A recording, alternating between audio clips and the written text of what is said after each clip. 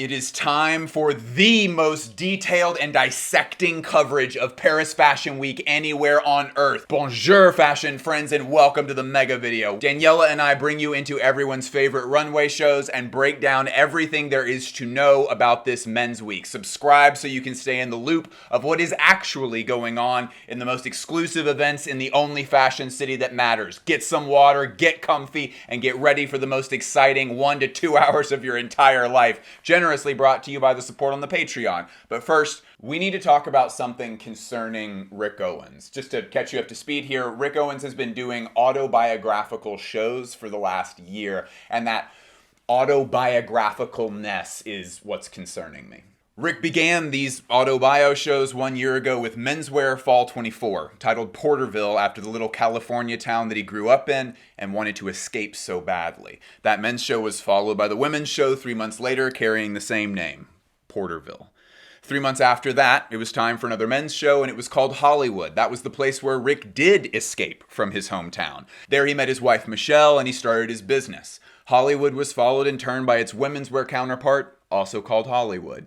2 is a coincidence, 3 is a trend. We have arrived at another autobio men's show. This show is called Concordians, referring to the area of Italy where the Owens Corp factory was built and still stands. We understand from the show notes that this is the place where Rick went through a great deal of personal growth, and we can assume that the upcoming women's wear show will also be called Concordians. And the next men's show in June will be yet another autobio show. My guess is that it'll be called Paris, but that's not important, nor is it what I am worried about. But first, we need to talk about this awesome collection because these clothes are pretty sick. Opening comments, pretty straightforward. I love this jacket. That collar is out of control. This is the kind of jacket that needs no accompaniment in a wardrobe. If you are starting your fashion journey and want to get a crazy piece by Rick, this is the one to get. It will slide in seamlessly with whatever you got going in your wardrobe right now. I know that for the starter kit, everybody's like, oh, I should get the shoes. I am encouraging you to go the opposite direction and get clothes. Our feeds have already been overtaken by the brilliant collaboration this season with Victor Clavelli.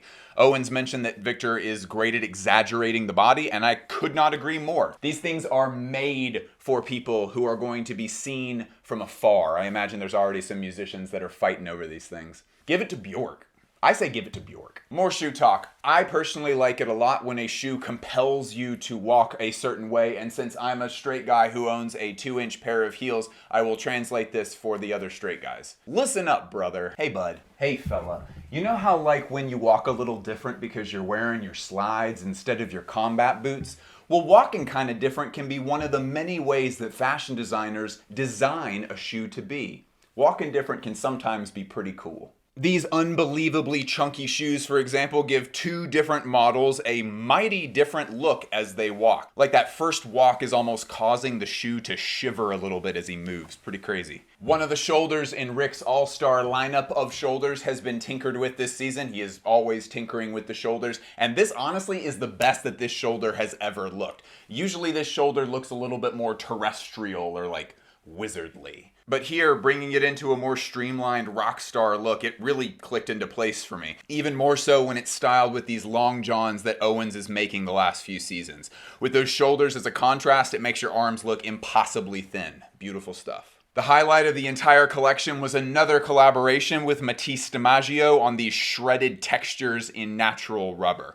This is the kind of piece that I really wish I could have process photos once it's sold to a client showing how it ages. Like a time-lapse video of how it slowly picks itself apart after every wear.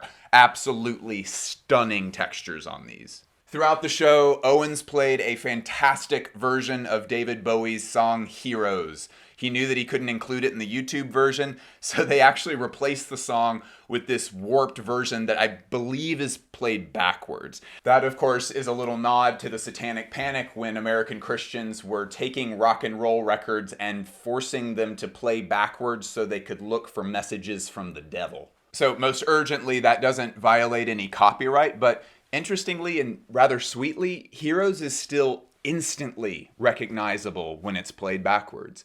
Concerning the track, Rick mentioned in the show notes that the song is, quote, the constant subliminal soundtrack to a lot of our lives. What you listen to on your earbuds in an empty village train station on a cold, foggy night on your way somewhere to work on a weird and wonderful future, end quote. And speaking of the future, let's return for a moment to these autobio shows writ large. I am wondering where this is going. We are chronologically working through Rick's life, and Rick is still living. Does this autobiography project end with Rick speaking about his own death? And the topic of death generally has been pretty weird for Rick. He keeps memento moris around his personal living spaces. There's actually a human skull in at least 2 of his apartments. He's also shown off a fucking beautiful sarcophagus in that Vogue video from a while back. He mentioned death when his first granddaughter was born in an interview, and then a few years ago when he lost both of his parents around the same time, he said to T Magazine, quote, when your parents die, there's a primal acknowledgement that you're next. The number of interviews that we have with Rick at this point is massive. It's a few hundred. I read them regularly, and the topic of death does not come up very much, which makes perfect sense. I mean, if I sat you down, turned a camera on, put a mic in your face, and said, hey, okay, quick starter warm-up question here. How do you feel about dying? Because, at some point your consciousness will cease and all the lights will go out and everything will just stop. Like, how like fish are at the supermarket? You'll be like that. How do you feel about that? I am wondering if Rick is in this autobio saga of shows right now, is that going to end with him speaking about death? A few years ago, Rick described another one of his massive shoulders as a, quote, exaggerated middle finger to doom. And in that way, his whole body of work has been about death.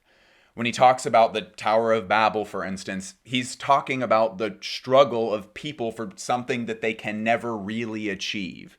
When he references those old operas and all their melodrama or the covers of action-adventure novels, the unifying theme is death.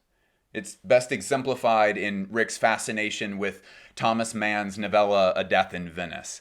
The story deals with the tension between beauty and death.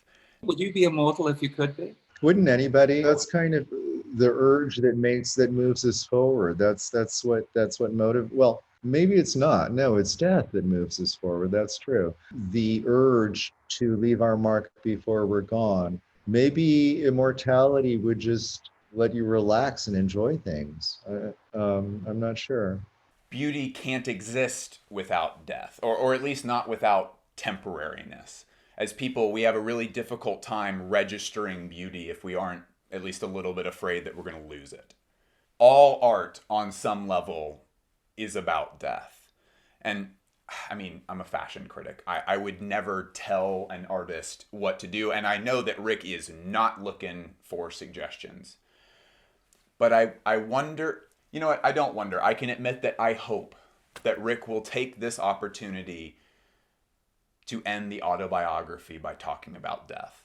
And not the death that artists inevitably discuss through their pursuit of aesthetics. I hope that Rick will talk about his own death. The scary way. But we're only halfway through Concordians. We have a long way to go. Let's wait and see. I gotta admit, I get a little angry about this one too. Rei Kawakubo, our 82-year-old Zen Cone polymath, often reminds us that she is angry at everything. But if there is one topic that we have found that she is especially angry at, it's war.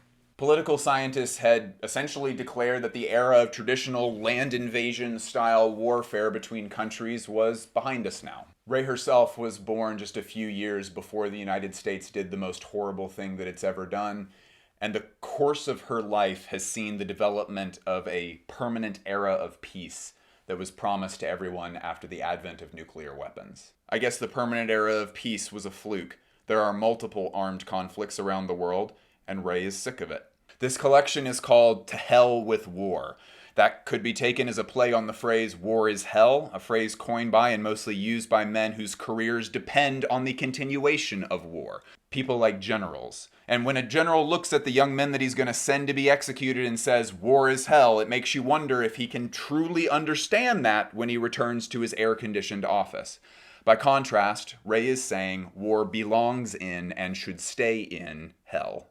The show itself was incredibly intense. Outside of the clothes themselves, Comme shows are deceptively simple. While these presentations are minimal, the details are obsessed over. The lighting for the shows, for example, is very plentiful for the photographers. I mean, it really is not easy to get lighting that is even enough to consistently get photos like this the first time. But the lighting is also down on top of the boys. They're nearly dodging the lights as they walk. It adds a bit of a jungle-esque setting to the whole thing. Additionally, Nina Simone's haunting cover of the song Wild is the Wind was playing throughout. Nina's cover of this song is spoken about generally in the same way because it's so powerful in that one way. To quote NPR, quote, her expansive version of Wild is the Wind captures a lovesickness that is both soulful and hopeless, end quote. The song was playing so loudly that I could hear the speaker system overheating. They were purposefully pushing the volume too high. Nina's last sustained note was overheating the voice coils. On the way out, I asked a new friend what she thought of her first Comme show. While she answered, she wasn't even choked up, but she couldn't stop the stream of tears running down her cheeks. Homme Plus is always playing with male uniforms. Usually they're dealing with the suit. This season we saw a lot of deconstructing and parodying of military uniforms. The headwear, wigs, hair design, and hats for all Comme shows is always outsourced, this season to the brilliant Hizume brand. There's some variants on a famous hat style that they offer as a product, but many of these ensembles feature a riff on combat helmets. Soldiers would add little messages or drawings onto their helmets, most famously depicted in Stanley Kubrick's Full Metal Jacket, but these are decorated almost entirely with flowers. Each helmet comes with a wig of long braided hair. Likely this is calling back to the protests of the Vietnam War in the United States, where the civilian protesters often wore military fatigues along with signs of peace. Drop crotch trousers are featured in look 2, and the drop crotch silhouette, interestingly, is one of the only major introductions to men's pants that actually inhibits movement. Men are so used to having full range of mobility with their legs because the inseam to our pants is so high. The lower that inseam goes, it starts to limit your mobility, like when you wear a tube dress that goes all the way down to your ankles and you have to start walking like that. It limits your mobility in the same way. So we see a theme of restraint. Elsewhere in the show, we have the brutal functionality of military uniforms parodied with hardware that goes nowhere and does nothing, like staircases in an MC Escher painting. We have the now famous boots that bend up at a right angle. These were a collaboration with the footwear brand called Kids Love Gate. The first thing that came to mind for me is the most famous Comme des Garçons shoe of all time, but honestly I think these are more likely making a reference to soldiers kneeling. Either way, it's another detail of the show that inhibits movement. We see a bit of a theme emerging. So to round that theme out a little bit more, I want to take us into the Comme des Garçons showroom. The employees at Comme are unbelievably helpful, and one was kind enough to fill me in that most of the runway pieces are not as they appear to be. At a minimum, all the pieces that I looked at or tried on were structurally quite complicated. More often than not, they would build one piece of clothing. Here you can see a coat that is multiple coats. The brown coat that is the outer layer is one complete coat, and then the green and light brown layers are a separate coat inside. The two coats are built separately, and then a button system is designed to combine them. Other outerwear was designed like a concentric circle. It required me to wrap myself in multiple layers of the piece in order to simply put it on. You can see that I had to get a bit of help here to even understand what the next step of wearing it was. Everything was made out of these thick, really rough materials. Even the more decorative textiles like the one that you see here felt so delicate as I tried to put it on. It required such careful attention and consideration as I worked through the process of wearing it. Military uniforms are meant to never make you think about daintiness, but with these, I could not stop thinking about how delicate they felt. This other piece strictly confines the wearer on the top half, and then through a system of buttons with the same material actually draped on the bias, it forms the shape of a colorful skirt. This piece in particular was really, really beautiful. I mean, pardon all of my smiles. Despite the pretty somber topics of this collection, I was really enjoying that showroom. The final piece that I tried on was a longer coat that comes more from military history. This ruching up the front was achieved through an elastic cord, similar to how you would cinch a raincoat's hood. A practical detail, which is added to a practical garment, that somehow in its execution comes off as clownish or kind of silly. This show was already some of the most literal work that I have ever seen coming out of Comme des Garcons, so I don't want to over-narrativize anything here. But I do want to leave us with the thought that a lot of this show felt pretty hopeless. And that's a common undertone with a lot of good anti-war art, where there's this kind of knowledge that even though you're sitting there screaming for them to stop, you know that they are not going to. It has been quite a year for Kartik Kumra. We arrived at a multi-brand showroom and discovered that Kartik Research commanded more square footage than any other brand. And in Paris, that's a pretty scarce resource. I am thrilled to report that things are going well for the brand, which I love saying because they're one of our menswear favorites. I mean, this is kind of a bounty of clothes compared to what I've seen from you before. This is a lot of them. What are some of the major highlights as far as like technique and process, stuff that you're really proud of that you were actually able to bring into reality? I wanted to focus on this season is almost, the lost art of the weird suit. Comme 99, Yohji 92, like a suit that was made for just the sake of style, and you're not wearing this to work, but like it has a special quality to it still. This is like an old CDG reference of like patchworking. It's our own interpretation of it, but like Palampour quilts, like the hand-painted chintz fabrics. They got so popular here that they got banned at one point. Fully hand-embroidered, like version of what would be a hand-painted original thing. So really like intricate details. This was a sample that we sort of tried for someone's wedding, and then the guy cancelled it. I was like, okay, this works for the collection. But fully hand-embroidered details, super nice hand feel. It's a linen fabric. Heavy linen is so rare in obviously in upholstery it's very common, but in clothes it's so rare. This has become a bestseller for us. I mean, it is one of the. This is honestly a great example of what you are so good at, where it's like it's absolutely distinctly different. You're never going to find something else like this in the world. But then if you wear it to something, the topic of conversation all night won't be like you and your crazy jacket. It blends in. This took a really long time. We did something similar last season, but I don't think you got to like see it in person. This took maybe like 3.5 weeks to do in our studio. This is my favorite piece of the season. It's a Yohji 92 reference. I got it from this vintage store over here called .com. He took like silk scarves and in a small patch, it's sort of like taken silk scarves, ripped them up, and used them as thread to embroider into an existing fabric. That's so badass. And we did it, like sort of supercharged it a little bit. But to develop the fabric, then we had to develop a 0-count cotton so that it's loose enough for the thread to go through because it's fabric. So you built the whole object and then you started on this. Yeah, so the fabric exists and then we do the embroidery. So cool. This is our flip of a Carhartt jacket. Super nice. French knot embroidery. So this is This is called French knot embroidery? Yeah. Yeah. But this is I think $540 retail. That's a great price. Like you know, you don't have to like really think about it, and it's still a super elevated, like that's awesome, interesting twist on something. Yeah. Thanks, man. Awesome. Yeah, right here.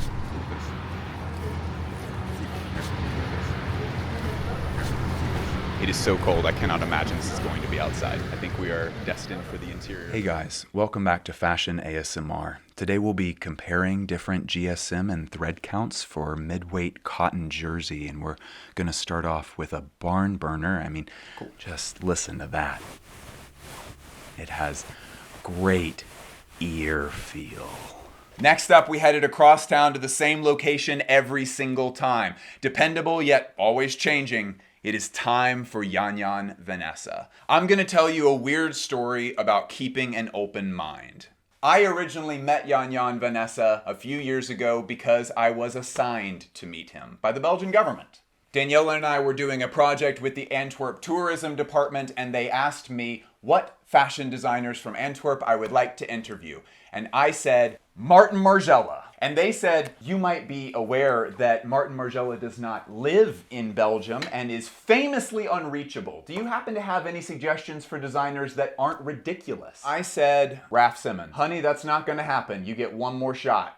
And Mule Meester and Dries Van Noten, final offer. We were not even remotely qualified to interview any of those people at that point in the company's history. We are now, but not back then. So they picked a list of fashion designers for me, and I am so glad that they did because it led to me meeting Yan Vanessa. No bullshit.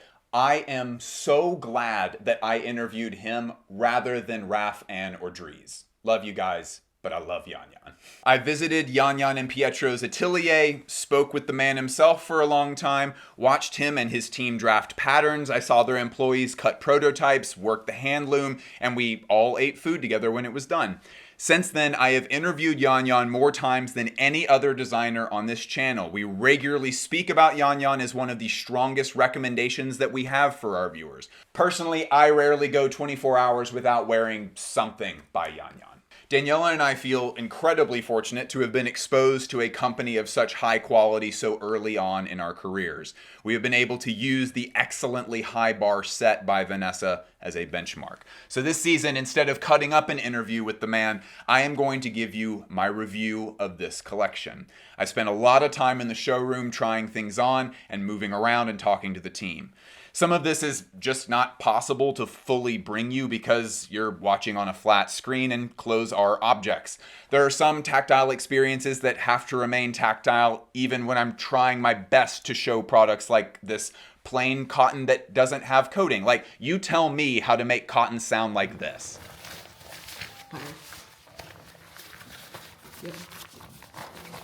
I don't know if I could find that material anywhere but here. On this channel, generally, we try to celebrate designers that develop their own textiles. So the standard, normally, the cheapest, easiest way to do things is that designers go to fabric mills and they select what they need essentially off of a menu. You just kind of point out what you need. The very expensive, time-consuming, and difficult alternative to that is that you go to a mill and say, I want to make my own textile from scratch, and you spend a lot of money and time, trial and error, trying to make the thing correct. Vanessa operates in a third option. He and his team go to very small fabric makers around the world and they ask for their experiments and little side projects. Then the textile milliners show them fabrics that they otherwise would have never even known to ask for. And that is the secret magic of this brand. The shapes do change, but they change slowly, which, by the way, is a hallmark of quality of a fashion brand. It's like a restaurant that has a small menu.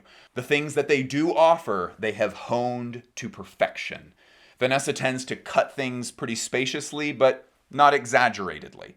It's all very tastefully earthy, never dipping fully into the hippie look or some bizarre pagan aesthetic. It's the kind of clothes that are worn by guys who might have an opinion about luxury candles, but they would only offer that opinion if they were asked directly.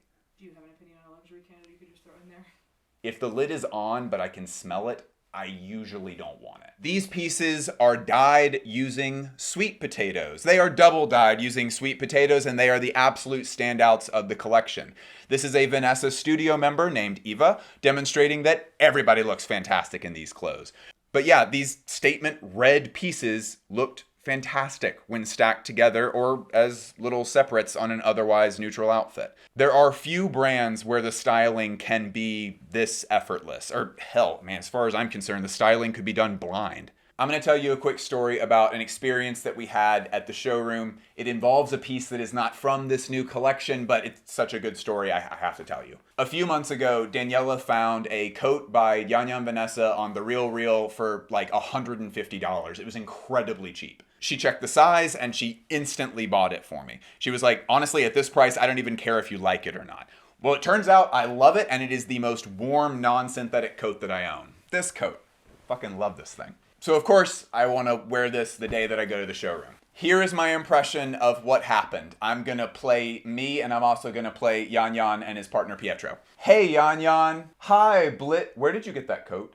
Oh, On the real, it was used. Sorry, couldn't turn down a deal, you know? Pietro, can you come in here, please? Hey, guys, you're early. Wait, where did you get that coat? So I explained where I got the coat from again and was like, guys, y'all are both acting really weird here. Am I in trouble? They explained that that coat was a custom order. There was only one made and it was made for a specific client. And now it's mine. Okay. But I told you that story to tell you this other story. Hang with me. A week later, Paris Fashion Week has ended. Daniela and I go to Berlin for Berlin Fashion Week. And at one point, we got to fulfill my lifelong dream of going to Berghain. It's actually pronounced Berghain. If you know anything about Berghain, you know that I was extremely nervous. The door actually went very seamless. We got in, but they warned us there. They were like, hey, it's only cash inside. And I was like, neither of us drink. That's no problem. So we go inside and we're like, okay, let's go check our coats.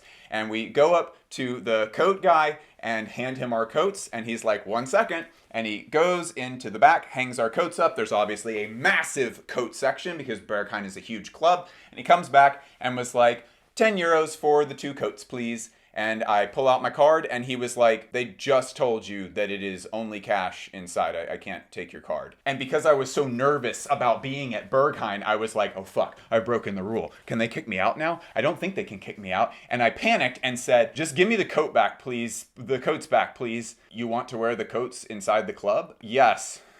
So he was like, whatever. And he goes back, gets the coats, and walks up. And then a kind, wonderful stranger behind us was like, hey, I'm just going to pay for this. You cannot wear coats inside. You will die. So he was like, I'm going to pay for them. And the coat guy was like, sure, I'll just go back and put these up again then. Fine. Goes back, hangs them up. I am like dripping with nervous sweat now where I'm like, I have made a complete ass of myself at this place. This like guy has pitied me and like paid 10 euros on my behalf. But the coat guy returns now, not looking angry anymore. He looks very friendly. And as he accepts the cash, he was like, where did you get this coat? It's so wonderful. Who makes it? Not only did Yan Yan's work change this guy's attitude, but what an attitude to change. Like, who knows more about coats than the guy at Berghain? He has handled tens of thousands of coats, and he felt that coat and said, I've got to know who made this. He didn't even put it on. He just felt it.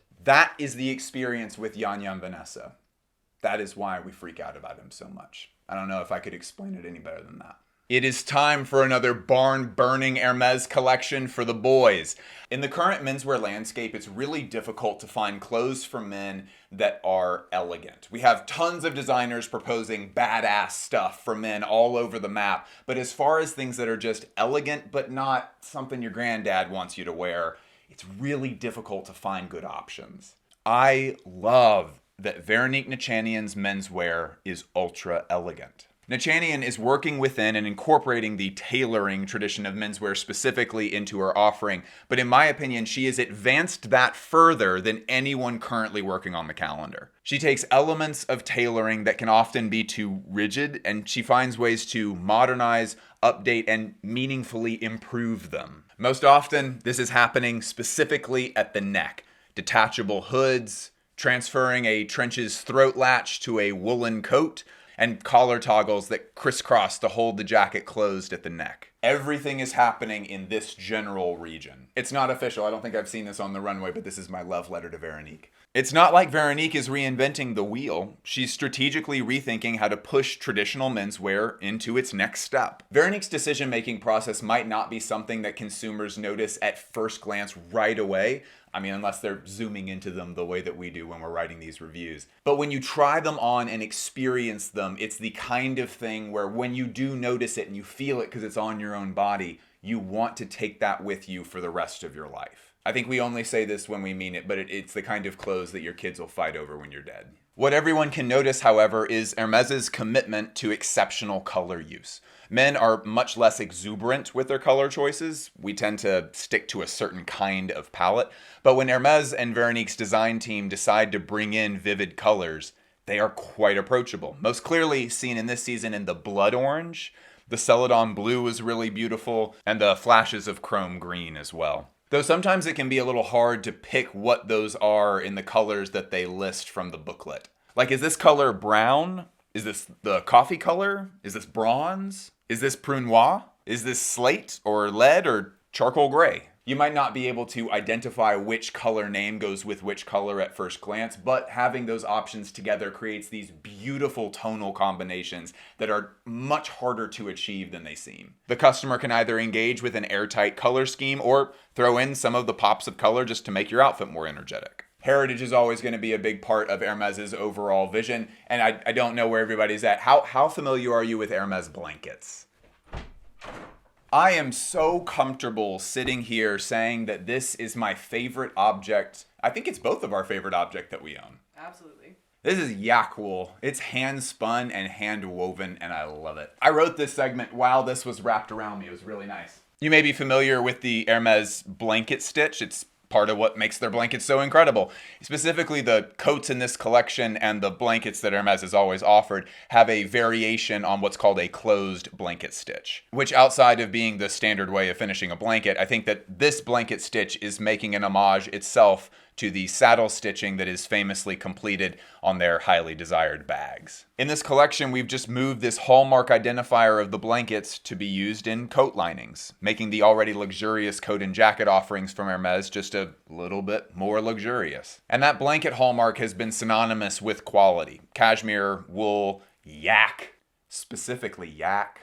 And I really do love that we're bringing this like ultra cozy quality to clothing. I mean, like, how many times have you heard someone describe a coat as like a blanket? Well, those coats frankly have not been like blankets until now, when there really are coats that are very literally like the best blankets in the world. So we do have to talk about the hack, the Eau à Croix, which is the Birkin bag's taller older sister. And I feel like most people who are kind of looped into the Hermès lore, one of the first things that you learn about is the Shadow Birkin, which was introduced in fall 2009 under Jean-Paul Gaultier. It is one of the most sought-after Birkin variants out there. It's extremely cool. Veronique has turned it into this playful, rugged Hackarelier, or the hack to connect. It's a modernist version of the Shadow Birkin, but where the sangles, or the little arms on the bag, are now a connect-the-dots game featured on their legendary Evercalf leather. It is perfectly in line with Hermès's charming whimsy, and yet its appearance comes off technical and masculine. Very, very well executed. There's also a large hack with a bunch of utilitarian pouches made of their famous Togo leather.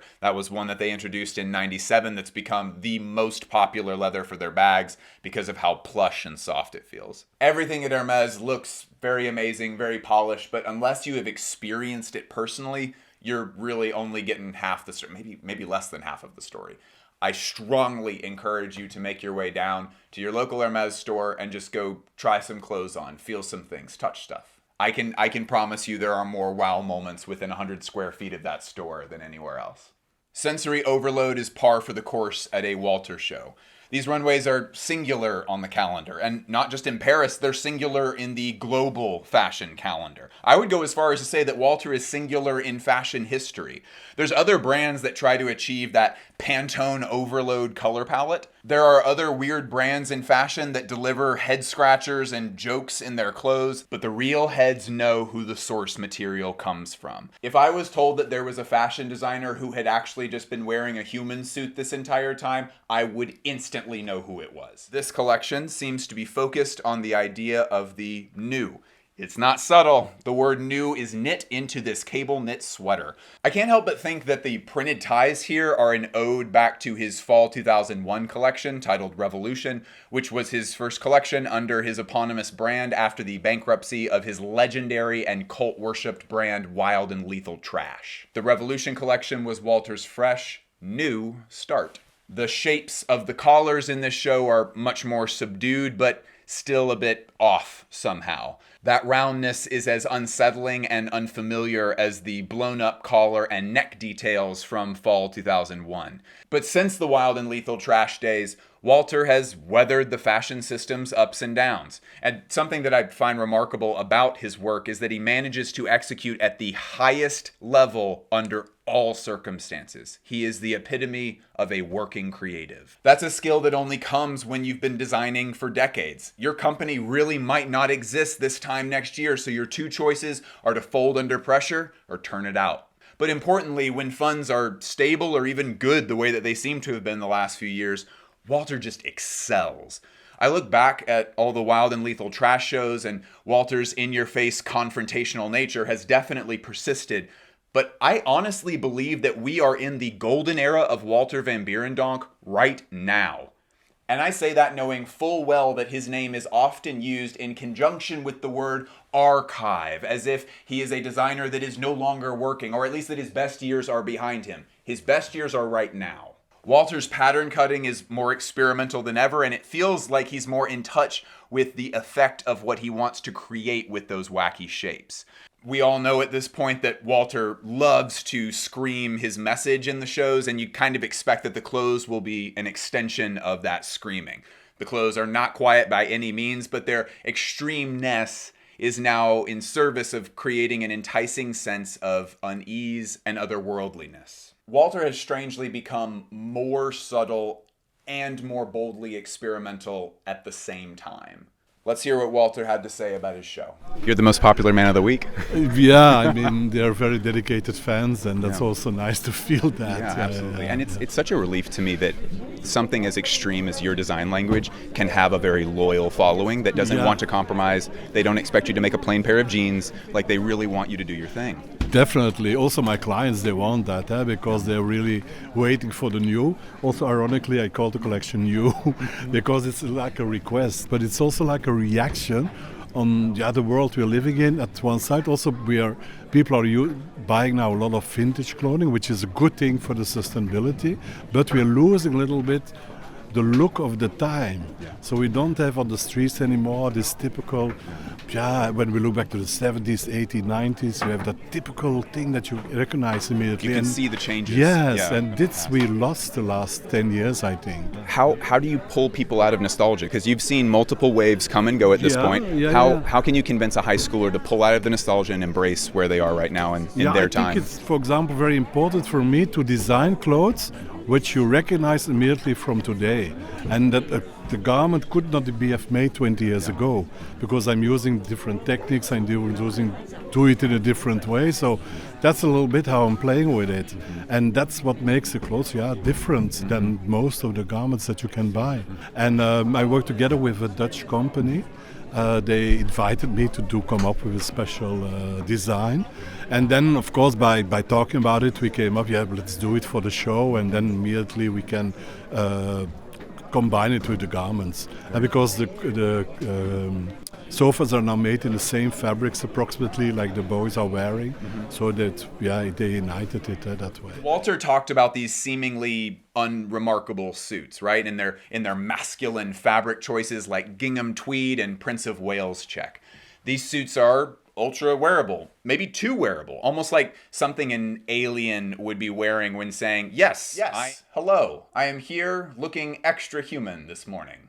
Some of those suits look like they're cut in ways to accommodate and sculpt away any alien parts or storing away any wayward tentacles, hopefully camouflaging glaring giveaways about the fact that these clothes are not being worn on a human. Even more subtle, though, really easy to miss, that some of these suits feature a kind of micro pagoda shoulder, as if your alien body proportions are creeping through the silhouette despite your best efforts.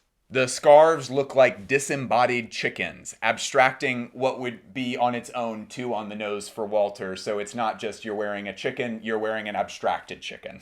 Interesting textures and roomier pants look like we're trying to hide behind a veneer of what is human, but they end up looking ultra exaggerated in an uncanny valley kind of way. Why are these bowler hats all just slightly too big? So this alien underneath your clothes idea ends up being a really new and interesting place for Walter to draw ideas from. But now for the elephant in the room, the fingers.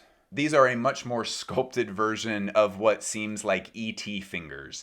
They serve as such an effective reminder that you can try and use clothing to disguise your nature. This cape can hide your furry arms, and these hats can cover your weird face, but it is very hard to disguise your freakish alien hands, especially if you don't use matching freakish alien gloves. There is only so much that you can do to hide your true nature. So this lumps pretty well into an ever-present theme at Walter, gay sex. And I am not even being remotely funny or making a joke.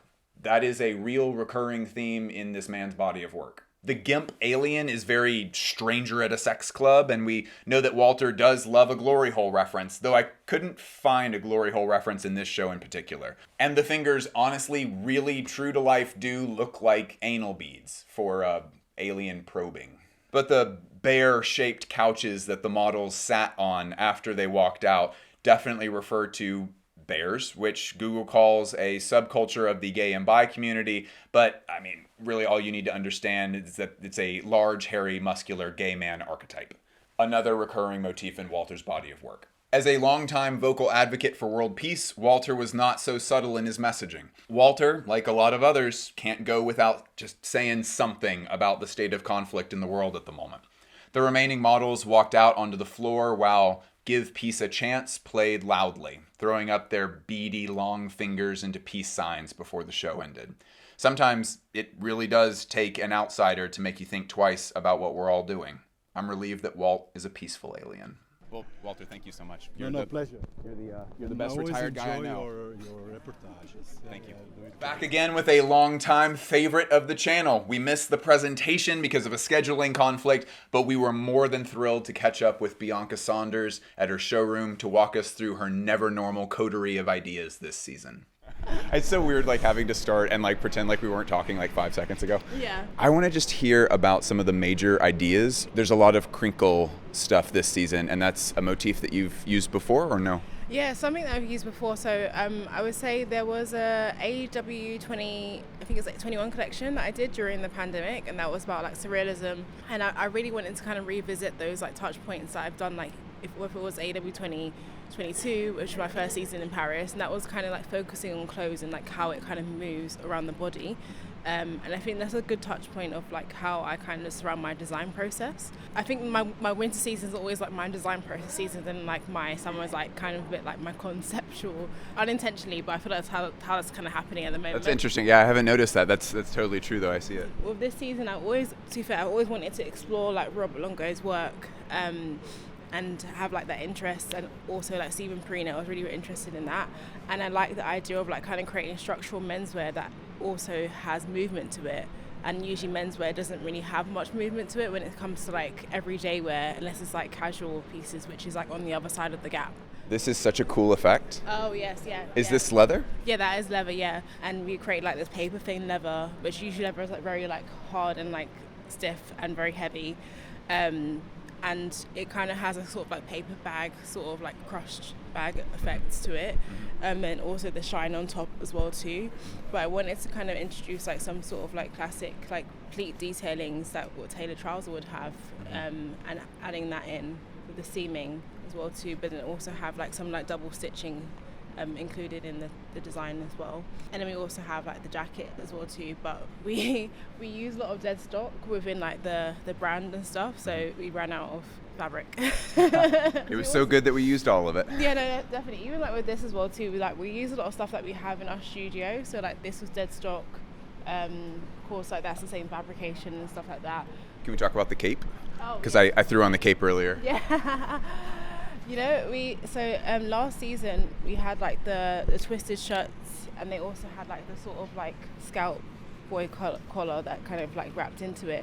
And I wanted to do things that kind of like had that wraparound effect, whether it was like the scarves that do that, or like the bottom of the trousers and stuff like that, kind of trying to create a synergy in between that. I just really love how you're able to introduce stuff for men that I don't know if many other designers could get men to try. Like it seems like, and I've said this to you a million times, you're sick of hearing it, I'm sure, that like your clothes are like the right answer if like a guy who's like, I really don't like experimenting, I like staying in my comfort zone. Your designs usually, I think, are the things that could get that kind of guy to be like, let me just try it, and then they end up loving it and they look great in it, and then they're like, their whole wardrobe changes as a result or whatever. Mm-hmm. Thank you, Bianca. Thank you. Yeah. It is now raining and getting dark, and time for Yohji Yamamoto. So the men's shows from Yohji, there's a lot more detail that's easy to miss than with the women's shows. It's much more subtle. Usually those secrets are in the layers and the way that the layers interact with each other. But I mean, at this point, I've seen so few men's shows by him that I can't even say that with complete certainty. I kind of have to go in here with a really, really open mind so I don't miss anything. Like I said, we haven't been covering Yohji for very long, but it's obvious that his women's wear and menswear do not have the same artistic goals.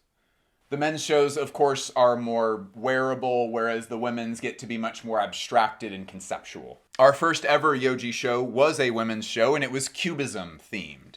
You need to discard that way of thinking about inspiration for the men's shows entirely. Via Vogue, we learned that Yohji was thinking about people who walk through snow and rain for this men's show. The starting point here is just totally different. So off rip, this season seemed to be further confirmation that a lot of Yohji's core permanent inspiration comes from the photographs of German photographer August Sander. Sander took a lot of portraits, and something that you can notice if you obsess over these pictures a little bit is that a lot of these people look very, very cold.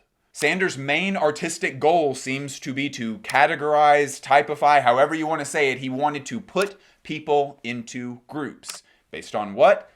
The only way that you would know how these people were categorized is through either their inclusion in his various catalogs, like the skilled tradesman, the woman, classes and professions, the artists, etc. Another way that you could see how he categorizes these subjects is by looking at the image itself for identifiers. The baker is holding a tray. The draftsman is holding a pen. You get the idea. But Sander's whole body of work shows you how futile it is to achieve that goal of categorizing. In many of his photos, you would never know that this guy is not a skilled tradesman if you were not, in fact, flipping through these skilled tradesman images. The images of these people are supposed to be both a record of individual people and also be an image of a type of person. This is John. He is a baker, but he is also the representation of the idea of baker. And the fact that John is, in fact, both at the same time undermines Sander's goal. It's weird that nobody told him this at the time, but you really can't neatly put people into categories like this. Because creating 100 visual representations of what a farmer is shows you in just as much detail what a farmer isn't. And in this show, Yohji understands this categories problem perfectly. Like, included in the model lineup were contemporary artist, Carla Arocha, and contemporary artist, her husband, Luke Toymans, along with some other people to represent Sander's categories. Like, Vogue told us that models were comprised of dancer, Hugo Marchand, poet-artist, Robert Montgomery, and photographer, Mohamed Barisa. These people are all their own individuals with their own professions and skills, which you can't tell from their image, and yet they all find themselves lumped into a particular type. That type being people who look cool enough to represent Yohji's thoughtful vision. So on the back of Luke Toyman's shirt was written, "I'm trying to create something that does not exist in the world." And that expression itself could be thought of as both what the goal of the wearer is, as in creating himself as a unique individual, as well as Yohji expressing his artistic goals. And those goals are creating clothing for Yohji's type of person while simultaneously creating clothes for you, the individual. That is an insanely ambitious goal, but I think that you and I both know that that goal can never really be met. And Sander's work is proof of that. But instead of, trying his hand at the bespoke business, Yohji takes the idea of making both universal and typified clothing and uses that as a creative constraint to try to fill in the entire spectrum of people, men in particular. I've commented before that August Sander's subjects often look cold. Like, this is the face of somebody who has experienced a type of cold that we in the modern world just don't know anything about. Puffers are the universally accepted best way of keeping warm. So here we go. Puffers. A short gray puffer. A long gray puffer. A white puffer with lapels and chest pockets. A black and green pinstriped puffer without the chest pockets, but with the lapels. Part of the way through the show, the models helped each other turn their clothing inside out. That virtually doubles the options for an individual to find their coat. Layering seems to be the only option to realistically fit so many different options for so many different people in a standard-sized runway show. The models are simultaneously showcasing each styled individual look and an item-by-item walking catalog. And at its core, isn't that setup the best way to sell clothes from a runway format? This show is like the mathematical concept of a combination. Yohji is trying to show us just how many options there are in this collection of clothes, and there's a lot. This runway format works so well conceptually for Yohji and for just the merchandising of clothes that I'm kind of surprised I've not seen this format used before. Like, you can become the Yohji Yamamoto man and also fully yourself at the same time. This makes me feel as though Yohji is giving us some industry meta commentary. Like, fashion is supposed to help people find their individuality, but ultimately just subdivides people into aesthetic and brand preferences in an attempt to create manufactured individuality. But Yohji, by contrast, seems to care an awful lot about the idea of individuality. And I think that may have been what drew him to August Sanders' work in the first place. So, season after season, Yohji Yamamoto tries to break that binary, working within this creative constraint to bring us what Daniela has termed sympathetic clothing, which I think is a fantastic description for this work. Yohji creating something for his own body of work and simultaneously for an individual that's so much more complicated than a brand identity. And sympathetic design it's always going to be a secondhand narrative. It can't ever purely be you or purely Yohji. But that's where the newness hopefully comes in. Like, with any luck, that tension will bring us things that haven't existed in the world. So it started raining so hard that we actually had to get an Uber. Sometimes we get an Uber because we're exhausted, but other times it's like, I'm not walking through this for 10 minutes. We have one umbrella and it's a small one. We are going over to a collection presentation by Charles Jeffrey. Very exciting.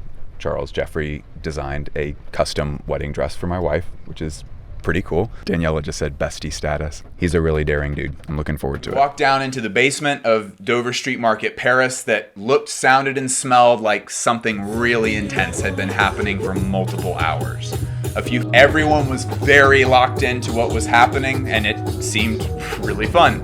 As soon as he stepped off stage, we pulled Charles Jeffrey aside to ask some questions, and in a first, we are able to include all of the music in this interview because it is Charles's own music and it is not copyrighted. Thank you, Charles. That was fucking sick. Thank you. Absolutely, yeah. I love that I got to see a collection on people who were exhausted. Oh, yeah. People never look better than when they are truly physically exhausted, and you've done that multiple times. 100%. I mean, I feel like we're all exhausted right now in this world, and I really wanted to convey that idea using, the collaboration that we had with Blanck, like the whole metaphor of having a ring and fighting and fighting and fighting. It's just like we're all so fucking tired right now. And as you say, Loverboy's always used performance to help articulate its clothing. And this, we wanted to really see how the clothing moved and changed with the performance. We edged and we edged and we edged. We pushed it. We could have done a snappy 10-minute show, but we wanted to really push the idea of a show, and really see how much people could stay. And the audience stayed the whole time. We thought they might have been coming in and out. But that's the beauty of doing a performance and a presentation for 2 hours. You've got the idea to do more things than just a quick show. Absolutely, and everybody was locked in. I mean, as we were moving through, I was I feel bad. They're in a trance here. I gotta move around them. That was amazing. Yeah. So in your first show, when we talked originally, when we sat down together, you talked a lot about The Velvet Rage, which is this book called The Velvet Rage, and it kind of talks about why gay people do what they do, why certain behavioral traits kind of come forward. And it's all kind of wrapped around this idea of shame. So things like anger, or why we are why we like luxury so much, why we have women as friends, all of that kind of stuff. And this seems to have a lot of maybe used that same flavor a little bit. 100%, yeah. I mean, I feel like we're going through this whole day and age right now where all of our rights that we had and all of the support that we had before is getting dismantled in front of us. And of course we're going to respond with anger, with shame, with all of these negative emotions that come through. But the best way to do that is to channel it, and also for me, it's important to show what it is to be a different kind of creative director. I opened up the act with a speech, and I think it's so important to show people that you can just be more than one thing. That's why the title of the collection has multiple lists. It's not just one name. We are multiples. We're not just two genders. We're not just left politics or right politics. We're a multitude of different things on a daily basis. And it's now so much more apparent that we're trying to be controlled. We're trying to be manipulated on a daily basis. And so the key to changing that is to connect with people and to create performances that touch people and bring people together. So, Last question, are you still good? Yeah. Okay. There was a lot of fashion going on for the amount of movement you were asking for. Yes. Did you plan that from the beginning with the collection? How did you handle that and make sure that it actually would work for the amount of time they needed to be up there? Well, the beautiful thing about working with Blanck is that their costumes that they wear are highly like this. It's like very layered, very beautiful. And this is Courtney from Blanck as well. We're just love you. No, I love you so much, babe. Love you. He did wonderful. Yeah, and so Courtney and us, we used to live together, so it was so nice to actually bring someone that's like, tier one into the situation. But yeah, they always layered things, and like that's what I found really inspiring is they did a performance for an event that we did, but via a band. And like I saw them perform in our clothes, and I was like, we need to make some stuff for you. And it was a really nice collaborative thing because what we have here right now on the wall is our kind of sales collection. So that's the stuff that we're selling. And then we translated that through the lens of Blanck so that we were able to kind of extend things, wrap things, add more layers, and they wanted that. And I think, again, it's just that idea of being mercurial with all of the clothing. When it gets wet, it turns into something else. You need to have that layers. So. And it's the kind of stuff that a stylist can never plan for. It's really great, yeah. Charles, thank you. No, thank you for being here. Mwah. Appreciate you. Thank you. I'm usually completely confused on how I'm supposed to make guesses about Issey Miyake because the themes are they're handled so differently normally. But this time, we have something else to talk about, which is that there's a new creative director, a team of new creative directors for the men's line specifically. It's a debut. And what a debut. A new beginning for men from this smart, thoughtful, futuristic house. Well, while Homme Plissé may be off the showing schedule for now, I have to say, I am beyond thrilled with what has replaced it. A mainline men's offering from the Miyake brand. I Am Men is under the direction of 3 head designers who are all bending that vision towards the heritage of the Miyake brand. The newness here is underscored by many impressive hand techniques and a lot of tech advancements, one of which we were later told includes this suede fabric made of non-food grade molasses. Textile mysteries. I love textile mysteries. Most of the looks made direct reference to the APOC philosophy, and we remember that that stands for a piece of cloth and refers to Miyake-san's philosophy of reducing cloth waste while increasing garment usability. How cool is it that the biggest source of inspiration is just the idea of cloth as an industrial design medium? This is one of the many reasons why Issey Miyake and I Am Men are so unique in fashion. There is nothing like this.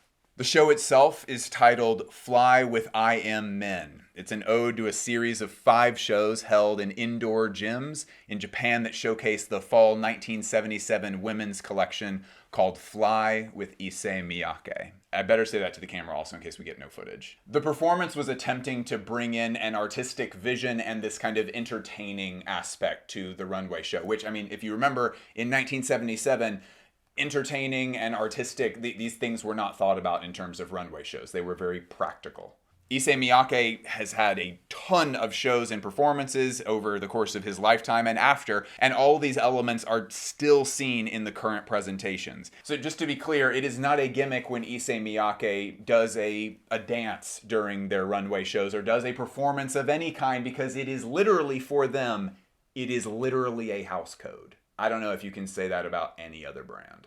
And for me, the best part about being in the room for the performance elements of these shows is that they're not intended to be digital first. It is a joyful celebration of clothing for the people in the room to enjoy after seeing a kick-ass collection of clothes. But it does make for some pretty gorgeous footage. Like, I mean, look at this shit. This debut ended with the many models and dancers who walked out sporting the futuristic APOC snapped clothing, undoing their ponchos and running around the room, showcasing this absolutely beautiful movement that is unique to the Issey Miyake textiles. At a time when the future is spoken about in exclusively bleak ways, it's kind of refreshing to see a futuristic vision that's optimistic and light. The room also featured these robotic arms with a black square panel that moved alongside the looks and the performance later. This installation was designed, yet again, by Vincent de Belleval, who's a rising star in the runway production arena. It feels like the squares are some sort of abstracted piece of cloth, reminding the room that the essence of these clothes comes from diving headfirst into uncovering the potential inside that shape, inside the dimension. And again, it's just really nice to see optimistic futurism for once. For how much we know that this company loves to focus on fluidity and movement in clothing, there are severe cuts in this collection. The lines are surprisingly sharp, especially in the outerwear and the variety of new collars and neckline details for men. This crispness is nicely contrasted with the slouchy silhouette that nobody does better than Issey Miyake. Since this is a debut show, the creative trio has set out to establish foundational ideas that they can continue to build upon, like contrasted layering, geometric cuts, and these new finishing ideas. Also, there was a really big emphasis on hoods this season, which leads me to believe that these clothes are targeted more towards men who live in urban environments. Like, for guys who live downtown, a backup hood is always a good idea. When Daniela and I say that we want designers to really commit to their vision, I think we're always hoping that they'll end up somewhere as rare as Issey Miyake. The extended family that is the Miyake Design Studio has one of the most unique approaches to process in the industry. And it really feels like their well of ideas is just endless. I hope that I Am Men continues to push the envelope. I really want to know what else can be found when you go exploring in a piece of cloth. We are now going over to Auralee. It is freezing cold. I feel like in the last couple of years, Auralee has switched itself to being like, these are standard clothes that can fit into any lifestyle. But when brands position themselves in that way, and they are not a fast fashion company, you have to really pay attention to the voice that's underneath the clothes that you're looking at in the collection. Because when you look at Auralee's clothes, like I haven't even seen this collection yet, but I guarantee this is going to be true. When you look at them and you try to swap out a shirt and a coat combo with some other random brand, I guarantee you won't be able to do that with one of these looks. There is a distinct voice, but the voice is much, much quieter. And so now kind of my goal is to figure out what that voice is, what is it saying, where is it going, what's it doing. I am truly overjoyed that Auralee has taken off. And in case you've missed it, they've taken off. They have quickly become the king of product. Simply because if I had to boil down Ryota Iwai's goal, it's to make your favorite garment that you've ever owned. And unlike brands that have similar goals, Auralee rejects stuffiness. Let's look at how. There's nothing about this brand that is streetwear, like whatever that even means. But some streetwear elements became so ubiquitous in our daily lives due to how practical and useful many streetwear clothing items are.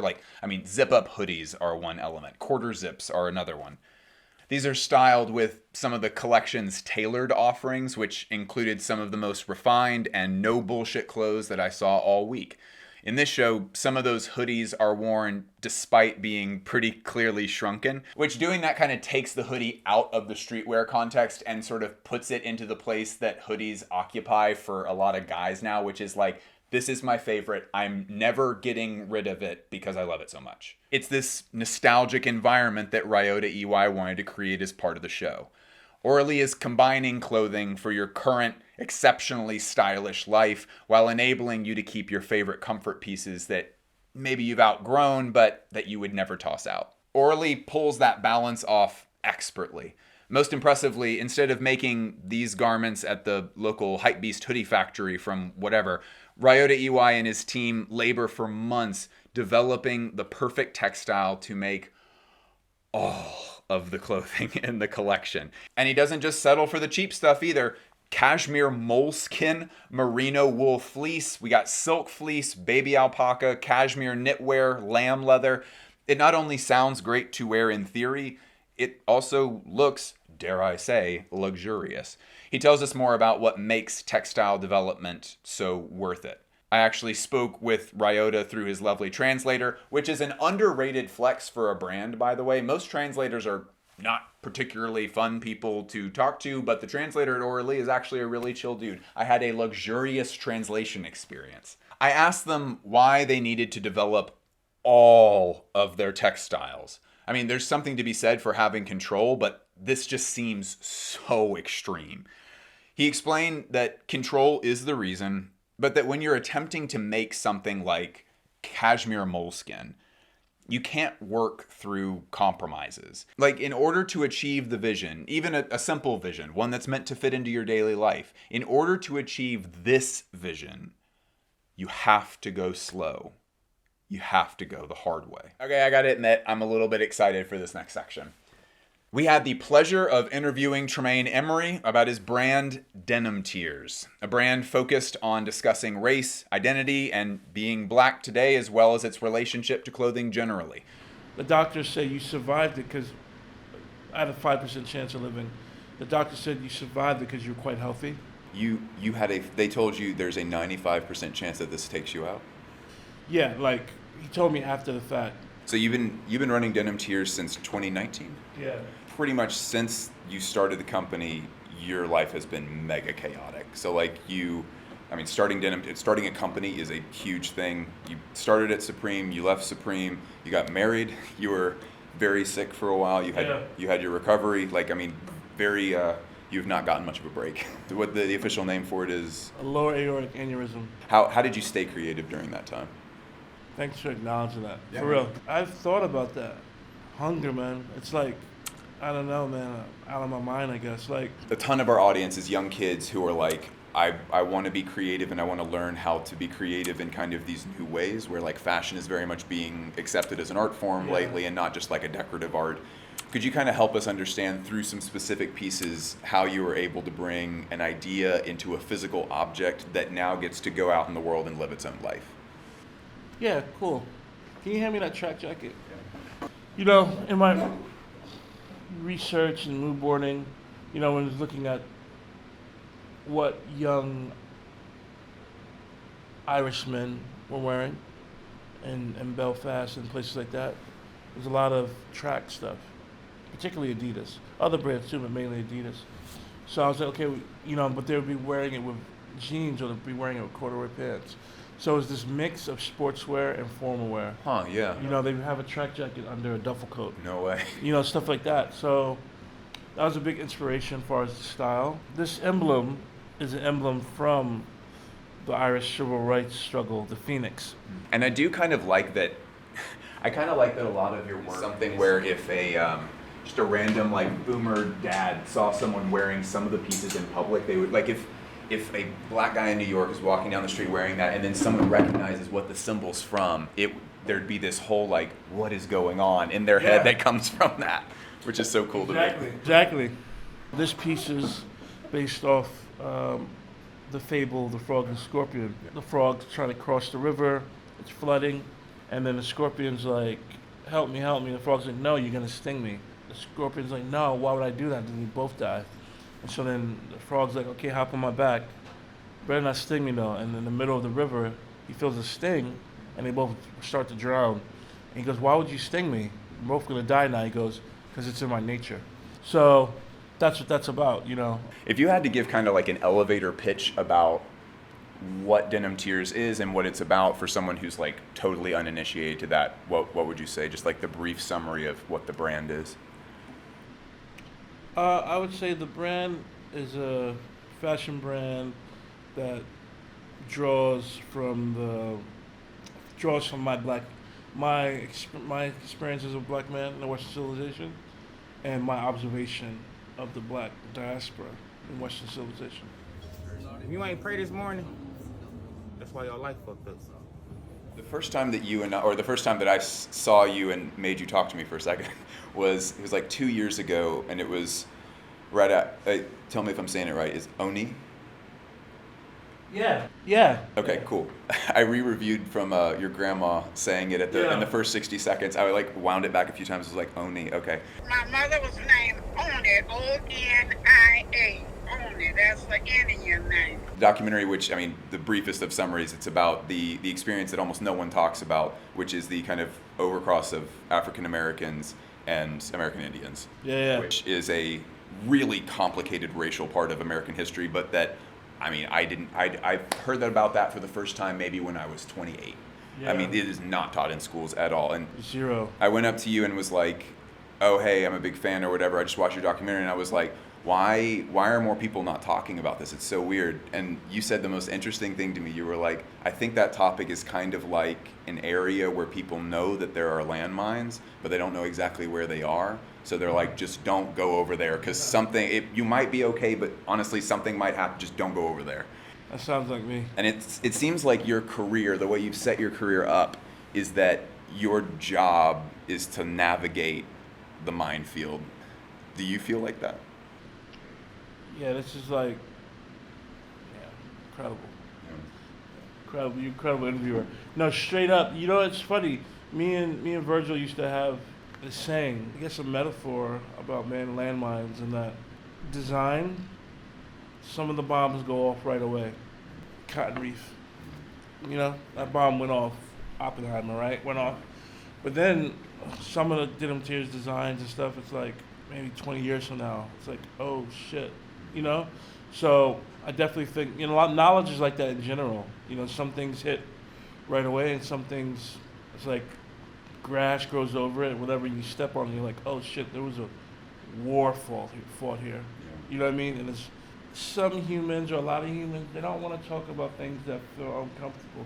Well, for me, the uncomfortable thing is not talking about stuff. To me, the worst part is not knowing about the atrocities or the things that happen. Or just not knowing. It's like, all of it's not bad. So, like, example, like David Hammons. I was really upset that I didn't know who he was for so long. I was lucky enough to connect with him, and we put out the sneaker, Pan-African flag sneaker. Why was I only fed Basquiat? I mean, part of that, I think, is because Basquiat is like one of the most charismatic people that's ever lived. Facts, yeah. But yeah, there are definitely others. You know, so it's like there's so many amazing black artists. He's a landmine because he's been doing work since the 60s, 70s. And there's so many different, it's not just about like atrocities that have happened to black people. It's just like even just the angles of knowledge around the diaspora that aren't known is more so what I'm into. The negative connotation for me is that the stuff isn't talked about. It isn't just about, well, slavery. It's like, it could be about David Hammons, it could be about Alvin Ailey, it could be about anything. We were lucky enough to sit down with Tremaine for a very long time. If you want to watch the extended interview, we actually had a really good conversation. You can check it out right now on the Patreon, along with a ton of extended interviews with tons of other designers. Because Daniela and I attend so many events at Paris Fashion Week, we would like to now welcome you to the lightning round, where we talk about all the other shows and showrooms that we attended, but we do it like so fast. Acne Studios has its goals firmly in place. They've dominated the ultra casual but ultra elevated look for a while, and that aesthetic at this point serves as the inspiration for a lot of other brands after them. It's always good seeing the OG's quality, and this season they included things like mohair cashmere, wool blends, and a lot of silk linings. Undercover put out a banger collection for the boys this season, most of which featured what we know and love about Undercover. Incredibly well executed graphics, but honestly, the big highlight for me was the accessories. These transitional gloves were just incredible. I love these. The bejeweled caps were, I think, one of my favorite accessories that I saw the entire week. This thing weighed like 3 pounds. They also had some innovative finishings like a zipper elastic system. It's pretty cool. Songzio came in with a very large collection of over 55 looks. This collection was bursting with probably the most ideas that I've seen put into a single collection in a long time. The soundtrack was standout with a beautiful modular synthesizer setup and live percussion from this big old thing. Now that the lightning round is done, hey everyone, I just want to say real quick, I want everybody to please remember that through all of the ups and downs, fashion is really just about friendship, and no one can ever take that away from us. Still raining in Paris. but kind of a lovely day. The weather's really not that bad.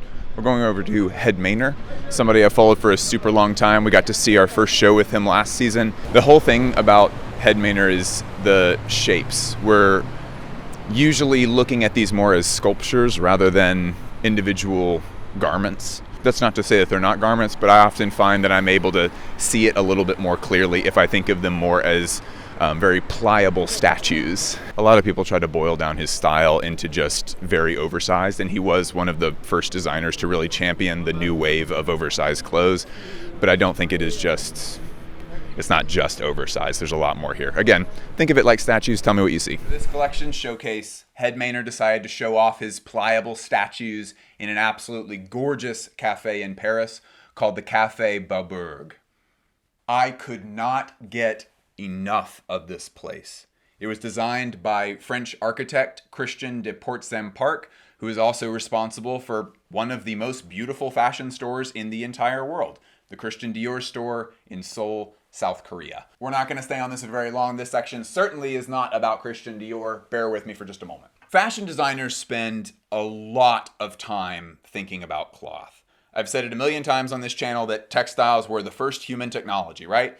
When we figured out how to coax certain plants and animal hair into pliable cloth, it must have just been the most orgasmic day in human history. But just about as soon as you get excited about cloth, you start to think about its three-dimensionality.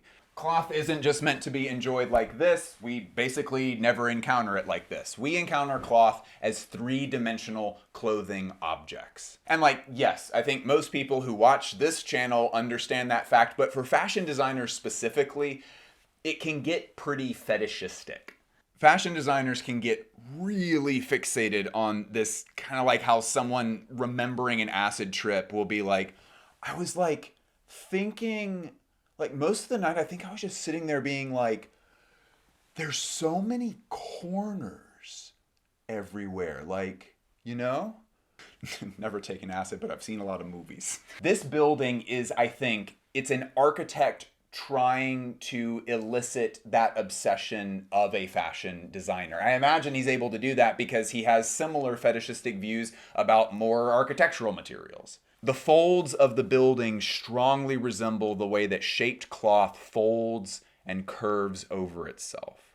I personally appreciate a great deal how the building kind of isolates those curves and shows them to us in a way that we would never actually see isolated this well in real life. I'm saying all of this to try to contextualize Hed's work here and throughout his past collections. Like I said in the walk-up, Hed was doing the oversized thing long before it was an industry standard, and I don't think it's simply because he just enjoys big clothes. I think it's because he operates a little bit more like an artist rather than a fashion designer. When he's in his studio, I suspect, I don't know this about him, but I suspect that he's more just chasing down ideas and sort of trying to create his obsessions in front of him. When I look at most of his body of work, I see someone who just cannot get enough of finding variance on the beautiful folds and curves of cloth. These silhouettes allow Hed to commune with his obsession and find variance and tricks within it that the rest of us might even struggle to see sometimes. Big, broad shoulders that seem to almost hunch forward sometimes. We have pants that are so massive in the waist that you have to create these drawstring-infused pleats by cinching them together so they fit around the model's waist. There's actually a particular piece that illustrates this really well. Look at this top. This is really easy to miss. These little whispers of fastenings, the checkerboard pattern, and even the drop shoulders seem to all be in service of this erect cowl neck, which itself is in service to the beauty of folded cloth. In the show notes, Hed said something really interesting about this same ensemble. This section of the show notes is enjambed, which just means that the shape of the lines imply that it's kind of meant to be read like a poem. A collaging, molding, reshaping as legs are pushed through the arms of an old, beaten-up, belted motorcycle jacket. I don't know it for certain, but I'm guessing that these pants are the result of the experiment that he's referring to here. I think they got a big, oversized vintage motorcycle jacket, had the model put their legs through the arms of the jacket, and then tried to see if they could imagine that as a pair of pants. It's not the same fabric, of course. I mean, they would have made an original sample for the runway, but especially this pocket here and the zigzagging of the zippers in this section, and also the zippers down by the ankles, which I understand is pretty common now, but originally that would have been on the motorcycle sleeves. It's common on every moto jacket. It all just kind of implies that these pants emerged from forcing a massive old moto jacket to become a makeshift pair of trousers. That again just sounds to me like someone who is transfixed with the technology of cloth just folding and making shapes out of itself. And speaking of those show notes, the most noticeable section of the show notes was the part where Hed explains that he's moving on from his longtime studio in Paris. Specifically, the notes read, Hed Mayner has left the studio that has also been his home for the last 7 years. The walls he knocked down, the surfaces he painted white, and the tables he built are now part of the past. Things are moving, end quote. This section and another time later on in the show notes emphasize that next season of Hed Mayner may mark a new chapter for him and his work. I hope that Hed uses this change to mark a new path for his design language as well. At another point in the show notes, he refers to his signature silhouette as his comfort zone. And when an artist self-identifies their own comfort zone so clearly, it might be time to inject something new into the formula. I'm looking forward to however he decides to handle the new era, and I'm looking forward to hearing about the new studio. It's time to knock some new walls down. Okay, with fashion runway shows generally, there's usually a collaboration involved, and typically with Japanese brands, those collaborations are a little bit more interesting. This time at Sacai, it is licensing for the children's book Where the Wild Things Are by Maurice Sendak. If you have not read this artistic triumph, you have to. It's a children's book. It'll take you 4 minutes, but don't look at it now. Look at it later. Don't look at it now. The illustrations are incredible. This book has been subjected to an enormous amount of interpretation from art and literary critics, none of which is relevant to this analysis here. But there is a significant connection between Sacai and this book. We're going to go split screen and talk about this book and the runway show so we don't forget what all we're talking about. Where the Wild Things Are features a boy named Max. He is rambunctious and he is too loud, folks. He wears pajamas and acts like a monster, so he is sent to bed with no dinner. He then starts to imagine in his bedroom going to a far-off land and encounters these monsters, the wild things. The monsters try to be scary at Max, and Max scares them instead and becomes king of the monsters. He gets lonely and wants to leave at one point. The wild things want him to stay. They try to eat him. Max escapes, and then he's back in his room where his mom left him some food because she loves him. There is no grand metaphor that we will be comparing between like the events of the book and this Sacai collection. Really just Maurice Sendak has actually told us that he designed the flow of the book to just accompany children's attention span. The inclusion of Where the Wild Things Are in this Sacai show because it's both sides of childlike creativity. I think a lot of creative adults look at children with a lot of jealousy because from our perspective, sometimes forgetting what it's like to actually be a kid. From our perspective, it just seems like their brains are just firing at all cylinders, just constantly going in a million directions like a 100 gecs song. As creative people, we want to try to reproduce that. It looks so magical. But children are quite creative, but they're not creative in that way that we see them. Children experience the world in this million things a minute type of way. And then adults try to recreate that in their creative process, which takes a lot more effort than the effortlessness that children have when they're experiencing that. Max is literally locked in his room as punishment, but he is also sailing. He is conquering monsters. He's hosting a dance party. Chitose Abe of Sacai is so beloved on this channel because she does exhibit this bursting creativity that we often see in the experiences of children. There are a few cutesy one-to-one comparisons in the show as well. We, of course, have the big faux fur looks that sort of reflect the big wild things from the book. And of course, those huge fur pieces at Sacai or anywhere else have been a big trend on runways for the last few seasons. And I've personally never much cared for that trend because it's always had this WGSN taste to it. But in this case, I actually really like it. The color and the use of the fur is executed very tastefully. I think it meets its goals very purposefully. And for good measure, just to make things a bit more childlike and chaotic, there's a few looks where I can't even make sense of what I'm looking at, really. Like, this cable net sweater look is fortunately using different materials for the shorts and for the top, because otherwise I'm not sure I could even classify what types of clothing these are. We also have big looks that are meant for treacherous journeys, like this one here with the huge Wes Anderson looking ass backpack. And honestly, most of the Carhartt section of this show could be lumped into that same category as well. For how wild and overwhelming a lot of Abe's work is, there is still this grounded practicality with the Carhartt pieces. We also have these awesome skirts that Sacai has done for a number of seasons, which reflect the big old dance party halfway through the story. The pattern design and the bottom weight of the skirt gets kicked up by the knees of the models, and it just has crazy movement to them. I love these so much. They're so cool. Power move at the PTA meeting. March in 15 minutes late, just knees popping those skirts up. Like I've said, we've seen this before, but the skirts really do take on a new meaning when we consider the wild rumpus from the book. And I'm sorry, I really cannot emphasize this enough. If you have not read this book, or if your only experience about it is from like this video or some other retrospective or like an Instagram reel, go to eBay, buy a used copy of the book, and then read the book. Bonus points if there's like children's bite marks on the pages and stuff. I'm sure that someone on the Sacai design team was kicking themselves that they already did the monster shoes a few seasons ago, though maybe this way is best so that the monster themes this season don't feel like they just like came out of nowhere.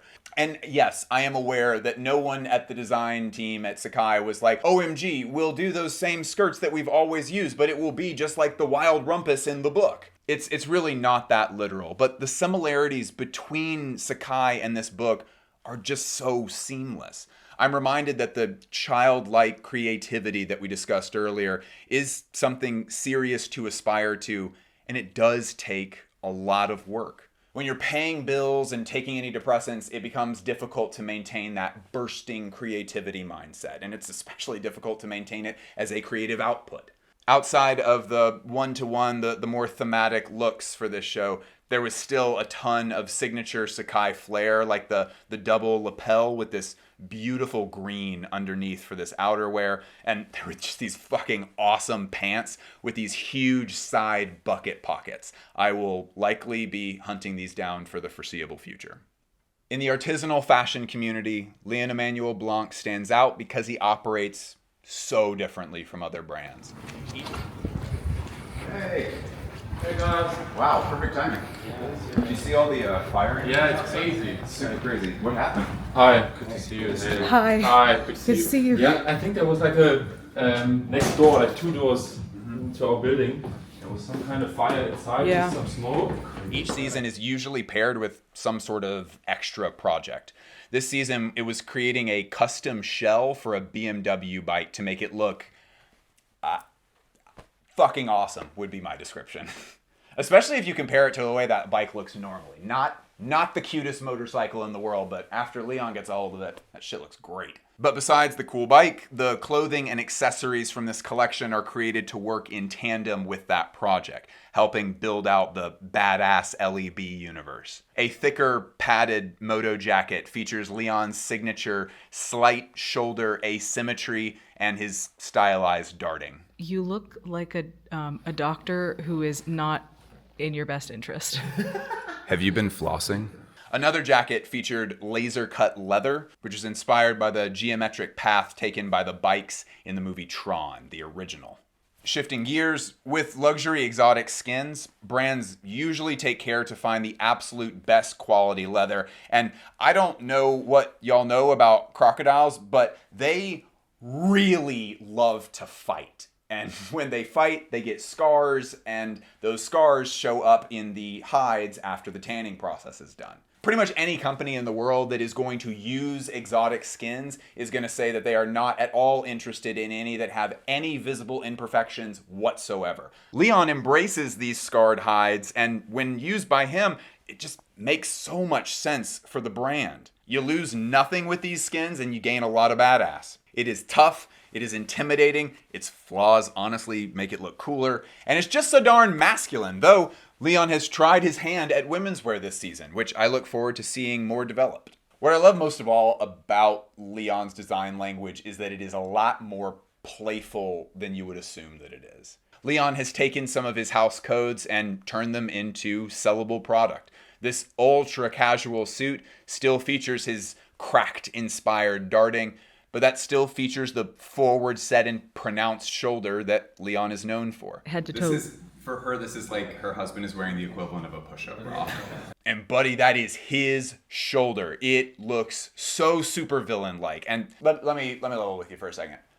As a man, I think that most men fantasize about having something like a really cool, stylized, bulletproof vest that they can just like casually wear in all situations and it not be weird for anyone and for people to always be like, wow, he always looks so cool in that badass vest. Leon makes his seem a bit more like a cool mid-layer than like that badass statement piece that most men will never honestly figure out how to naturally pull off. This thing is just ultra badass as an object, but also lends itself to being treated as a wardrobe accentuator rather than just a costume. Despite how extreme Leon's proposal might look on the surface, a lot of this is shockingly effortless. Even though sometimes it can be a little bit difficult to put on, but honestly, for clothes like this, I'm a fan of that. Hey y'all, real quick, this isn't really part of any brand's analysis or review. I just want to throw out a reminder to really get out there and do your best. Life can get pretty crazy, but honestly, so can you. You can get there. Don't forget that. Always, first thing in the morning on the Saturday of Fashion Week, it is Junya Watanabe.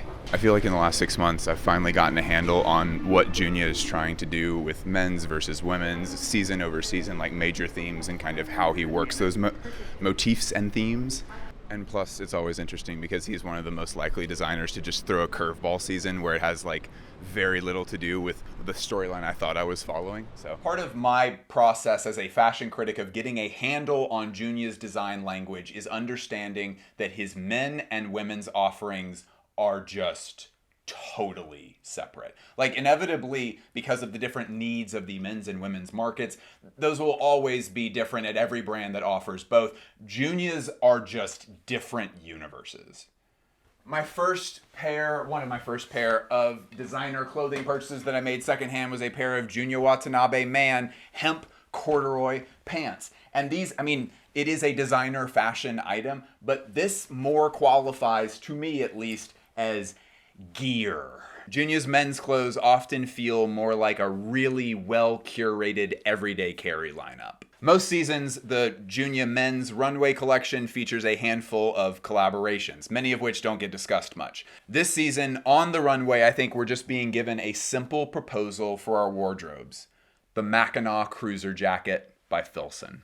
It's a jacket that's been available for about 110 years. It was built for forestry work, and it's now available with some details that are easy to get excited about. The weird thing about the workwear subcategory of menswear is that there are established brands and models that are just always going to be the right answer. Like the classic mock from Red Wing, the 501s by Levi's, just stuff like this. The Mackinac Cruiser is another such model, and Filson is another such brand. But it's always kind of a relief when a fashion designer steps in and collaborates to give us a lineup of colors and materials and details that make you want to wear these things. Because sometimes the items that are high quality and are classic just aren't very exciting before those fashion designers get a hold of them. I mean, like, I'm one of the guys who will probably never get tired of the way that Junya approaches workwear. Contrast pockets, really bright colors handled surprisingly well. My absolute favorite look of the entire show, for example, is this one. It's the classic way that Junya takes things just slightly too far. The elbow patches, which on jackets in classic menswear are supposed to be a repair that is added on after you've used the elbow part so much that it's bore a hole in it, so you throw a patch on it. But that patch has like grown into being a mid-arm tube. The warm, double-breasted buttons contrast well with the no-frills snap closures of the pockets. And the fact that the, quote, normal, like the non-waxed part of the coat is, in fact, 2 different plaid patterns.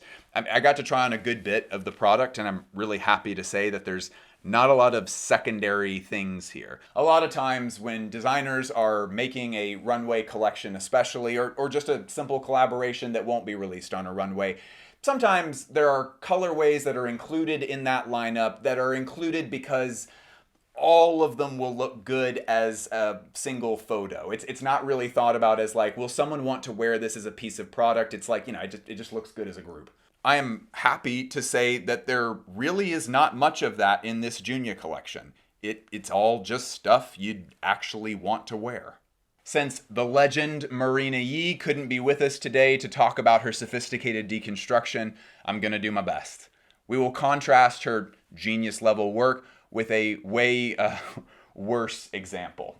We're going to use student work as the contrast to what Marina Yi is. When you look at student work, and Daniela and I look at a lot of student work, you can tell that they are so excited to make crazy stuff. They themselves are, of course, looking at crazy experimental brands and saying like, oh, I wanna make stuff like that. And they just get super into it and they make stuff that's really crazy and out there, right? And the pattern cutting of those students reflects that enthusiasm. It's chaotic in a way that sort of tells you that its designer doesn't really know how to make clothes yet. We've started referring to this problem as clothing that doesn't resolve. That phrase in my head refers to when, say, I'm trying on a shirt that a student made, and there's like a general fit issue, but there is also problems with just the core of the design itself. An alteration to the shoulder is not going to fix it because the pattern just does not work. By contrast, Marina Yi, at a glance, you might look at her clothes and think, a lot of this just seems really simple. Maybe too simple? Surely someone else must have done this first, or else it surely is just too weird of an idea. It's going to have those core problems of design that we talked about. My assumption becomes that it does not resolve as a garment. But then you put Marina's clothes on and you start to get that magic of experience. Outside the fact that this is literally the work of a member of the Antwerp Six, so let's take a second to put some respect on Marina Yi. Her experience isn't just having been around the other 5 members. She has her own genre of Belgian deconstruction, and I am happy to share that it is my absolute favorite look to come out of the Belgian tradition. Which is true, by the way. Like, as far as product that I would want to get and wear myself, Marina Yi is my favorite member of the Antwerp Six. I'm not joking. While she has more dramatic, showy pieces that feature pad stitching on the outside, for example. You remember that pad stitching is a layer in a suit jacket that makes the lapel look voluminous rather than floppy and flat. While she has pieces that clearly do look designed, the magic of Marina Yi is subtlety and an attention to detail. Marina is the row of the deconstruction tradition. It's so quiet that you could really miss it, but once you notice it, you never forget. Are the ribbons decorative, or is there a tie in place? So you know that we don't have a logo. Mm-hmm. And this is the ribbon where it says Marina Yi. Mm-hmm. You can take it off for washing. Mm-hmm. But this is really like... it's a signature rather than a functional piece. Yeah. Cool. Very cool. Instead of having the name tag in the bag. Of course, yeah. That's kind of a beautiful way of doing it, to be honest. It's very customer oriented. Yeah, we want to keep it discreet. Yes. Folks, she is not just Martin Margiela's former girlfriend. She's Marina fucking Yi. And if you're sitting there being like, what? She was Martin Margiela? What? You would know that if you watched our full-length interview with Marina Yi, which is now on the Patreon. We had an incredible discussion. Marina, frankly, I mean, she's a teacher. She's a very wise person, and whatever kind of life you're living, you would do well to listen to the things that she has to say. Go to the Patreon now. Sign up. We got a brief break from the rain. Probably will not last very long. We're now walking up to Ziggy Chen. Ziggy is one of the designers that kind of commands the space in menswear of extremely comfortable tailoring that you want to wear. Not the kind of thing that you wear because you have to, but the kind of thing that you would wear because you work at home, you're not doing anything today, but you just want to feel good about what you have on.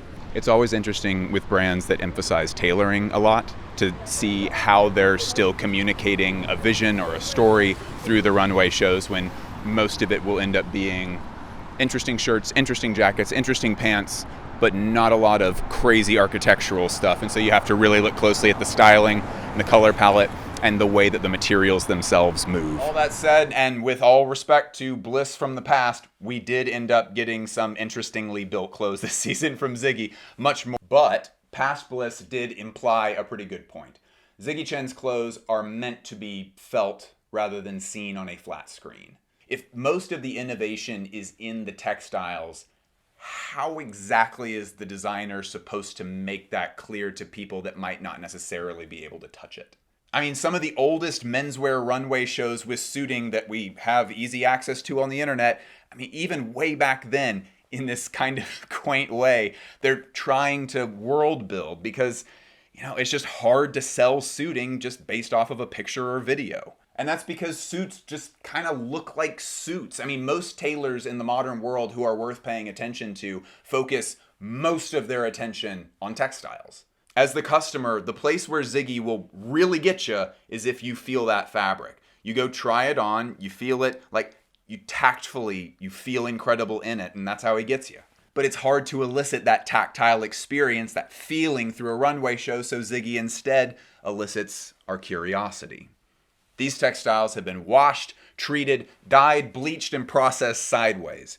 Most of the time you can't tell what all has been done to a textile just by looking at it, but Ziggy has moved his aesthetic further and further towards processes that make a visual impact, as well as a tactile one. And this season, Ziggy's aesthetic was contrasted with Paris's most famous empty parking garage, where we enjoyed a quite stark setup for the show and a live performance of the saxophone by Dan Kinzelman.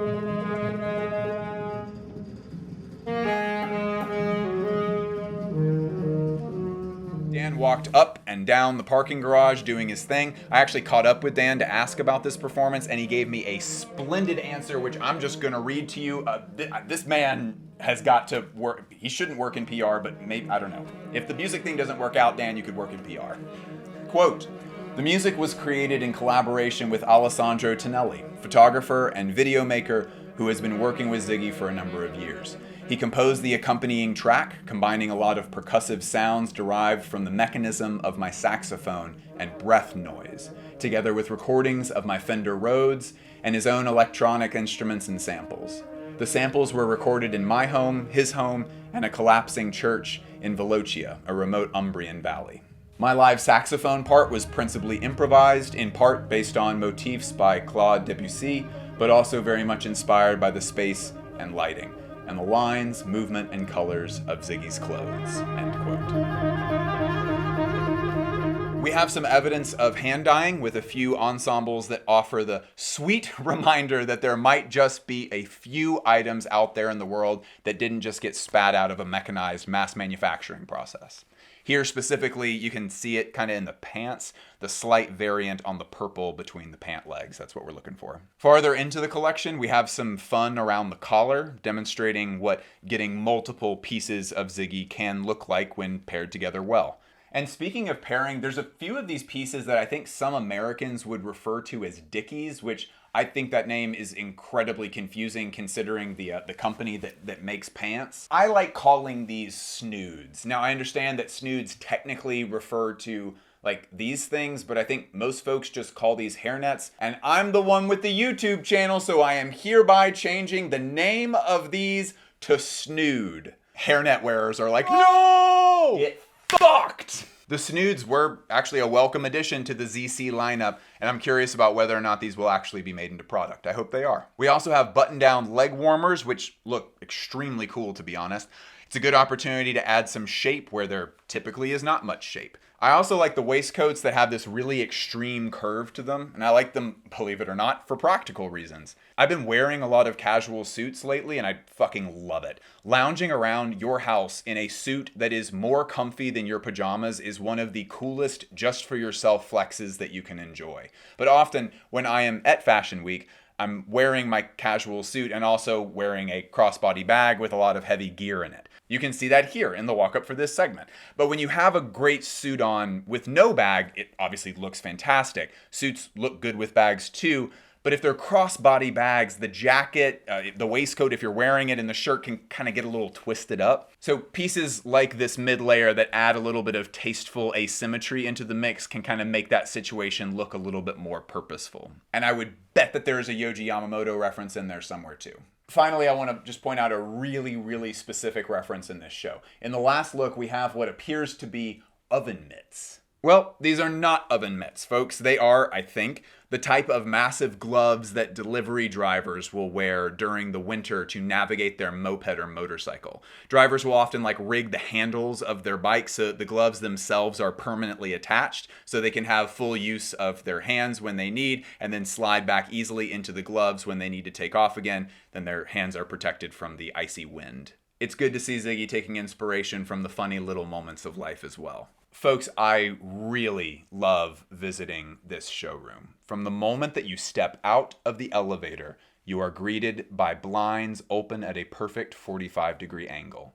You have entered Thom Browne land. A big part of building an impactful brand is consistency, and one of the many factors that makes Thom Browne such an impressive brand is their ability to stay consistent while bringing us so many distinct corners of their fixative, airtight universe. I never knew that Argyle, both British tweed and Lesage tweed and suede would even work in this universe, but here they are, making me question if there is anything that can't be made in Thom Browne's image. It's crazy how the over-the-top nature of the TB look can work for just all occasions. The fantasy of ideas that you see all over the Met Gala distills perfectly into daily clothing, and then back again for the biggest statement piece in your wardrobe. The bizarro New England look is perfected in details like this blanket stitching on coat linings and on the edges of loafers, as well as in these duck hunting style boots, which take inspiration from LL Bean and their famous bean boot. Thom is currently showing as part of New York Fashion Week as his chairmanship of the CFDA continues. He seems to be drawing on uniquely American quirky dressing, like how many New Yorkers wear bean boots during the winter. I don't know, but it's enough for those boots to be seen as a stylistic choice rather than a purely technical one. We didn't have to travel very far to get to the next show, still close to the river and to the tower. It was time for, wow, look at that lady's glasses. It was time for Sean Soon. Soon has been a longtime staple of the Men's Week calendar in Paris. His brand has existed since 2012, and he's shown for most of that time, and you can tell.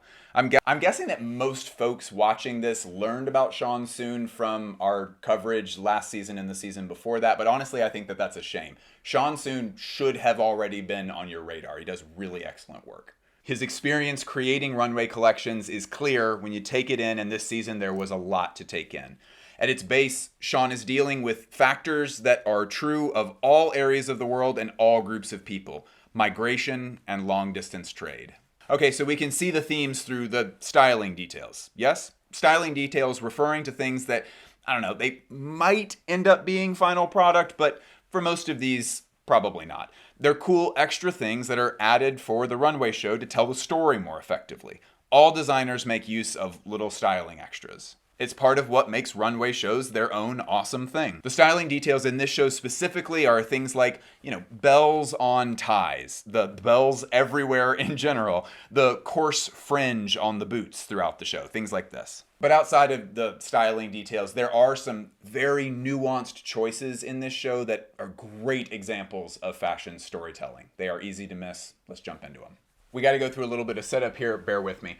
traveling now long distances like to another country is already pretty challenging. If you wind it back a few hundred years, I don't know how anyone traveled more than an hour on horseback anywhere ever. It honestly just all seemed completely miserable. So if your job was to travel back and forth and carry goods to other countries and then back again, you would develop a lot of little aesthetic details to just making things work.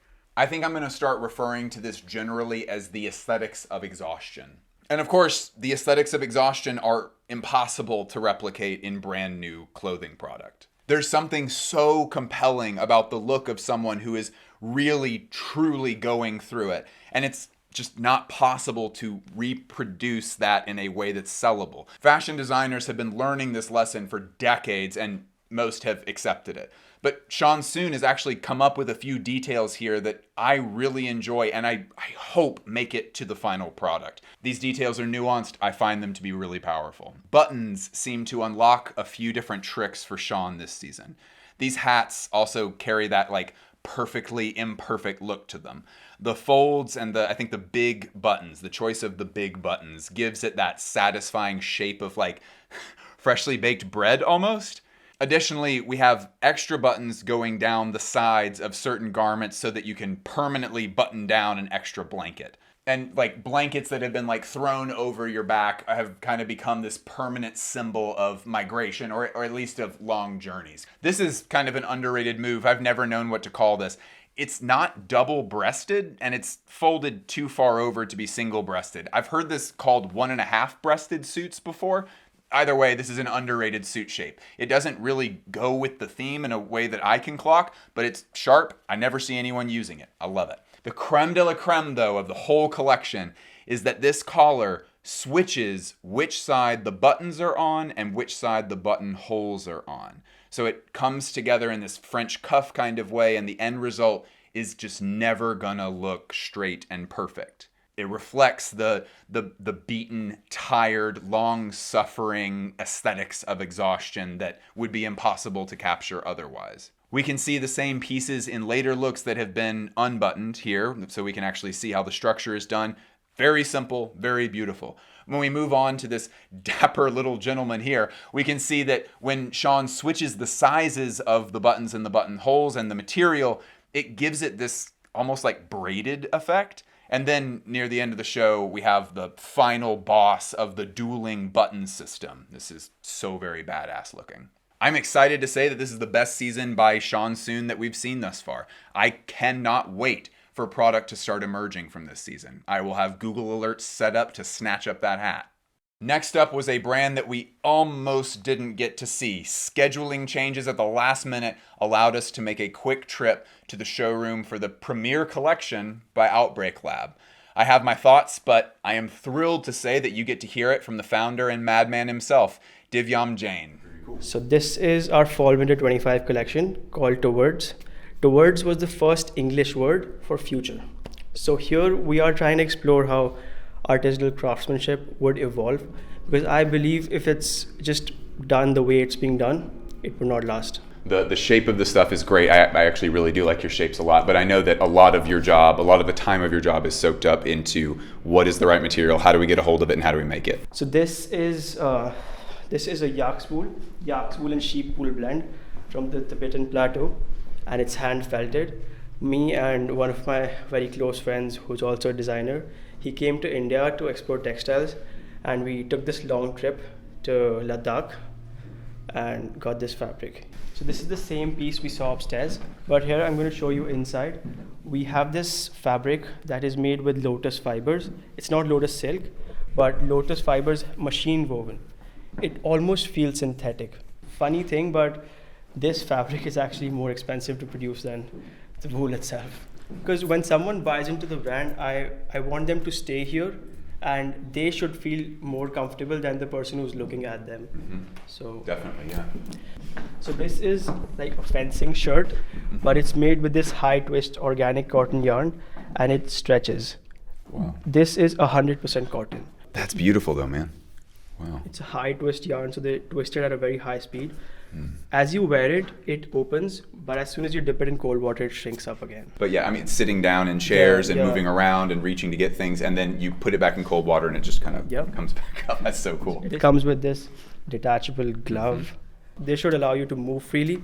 And because this fabric is so stretchable, it feels like you have a spandex shirt on. This fabric, I want you to touch it like this.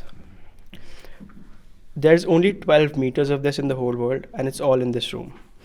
This is not wool, this is not cotton, this is not linen. So this is exactly what that fabric is made out of. It's 100% arga, and it's like the softest, lightest fabric. I can't. It doesn't feel like completely crazy, but I have never felt something like this before, and the stretch element of it too is very strange. I would have assumed, when I picked this up, I would have assumed that this was some kind of like a mostly synthetic with like 10% wool in it or something. But like, man, yeah, this is crazy. It's a plant fiber. Yeah, and it also has properties that keep you warm. So it's a true proposed replacement to wool. Cool. So my main line of work is designing water treatment plants for factories and the government. So we work with a lot of textile dyeing companies, and most of them, although they get the service from us, they ask us to build the technology, they're not willing to bear the expenses that keeps it running. All of that water in India goes straight to the rivers. The reason why I feel so responsible while creating is because in the West, everyone, they don't see environmental change.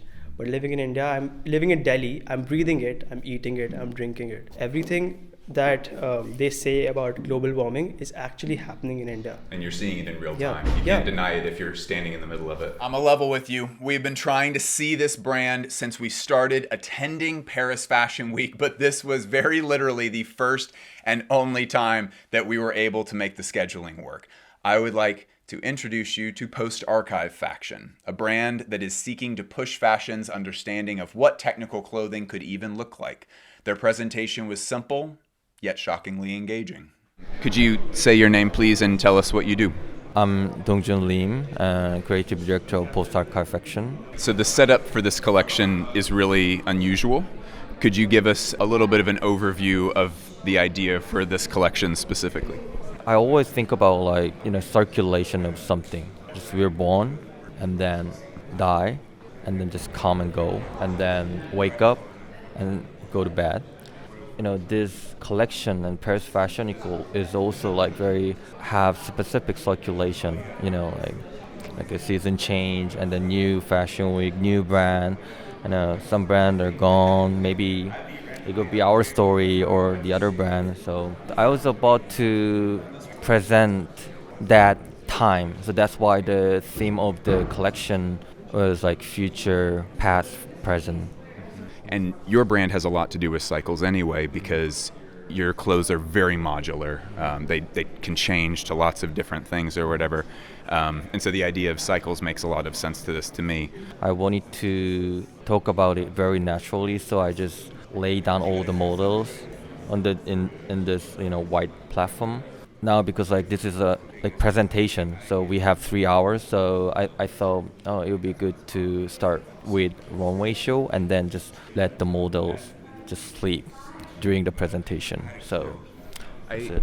I really enjoy it when designers choose to show models and show their clothes in a way that isn't very typical, because obviously we created runway shows so that when they walk, there's movement and then the pieces can kind of move with you. And so then if you built it to flow a certain way or to fall a certain way, and so it kind of gives you this other angle of the entire thing. I'm still reading a book called Sapiens, from Sapiens, from Yohji. That is about us, Homo sapien. When I thought about this collection and then this presentation, I always thought about evolution, evolving archives, and then just getting better and better, and then we selected. It is not something like natural selection, but at the end it looks like natural selection. We can keep something evolving.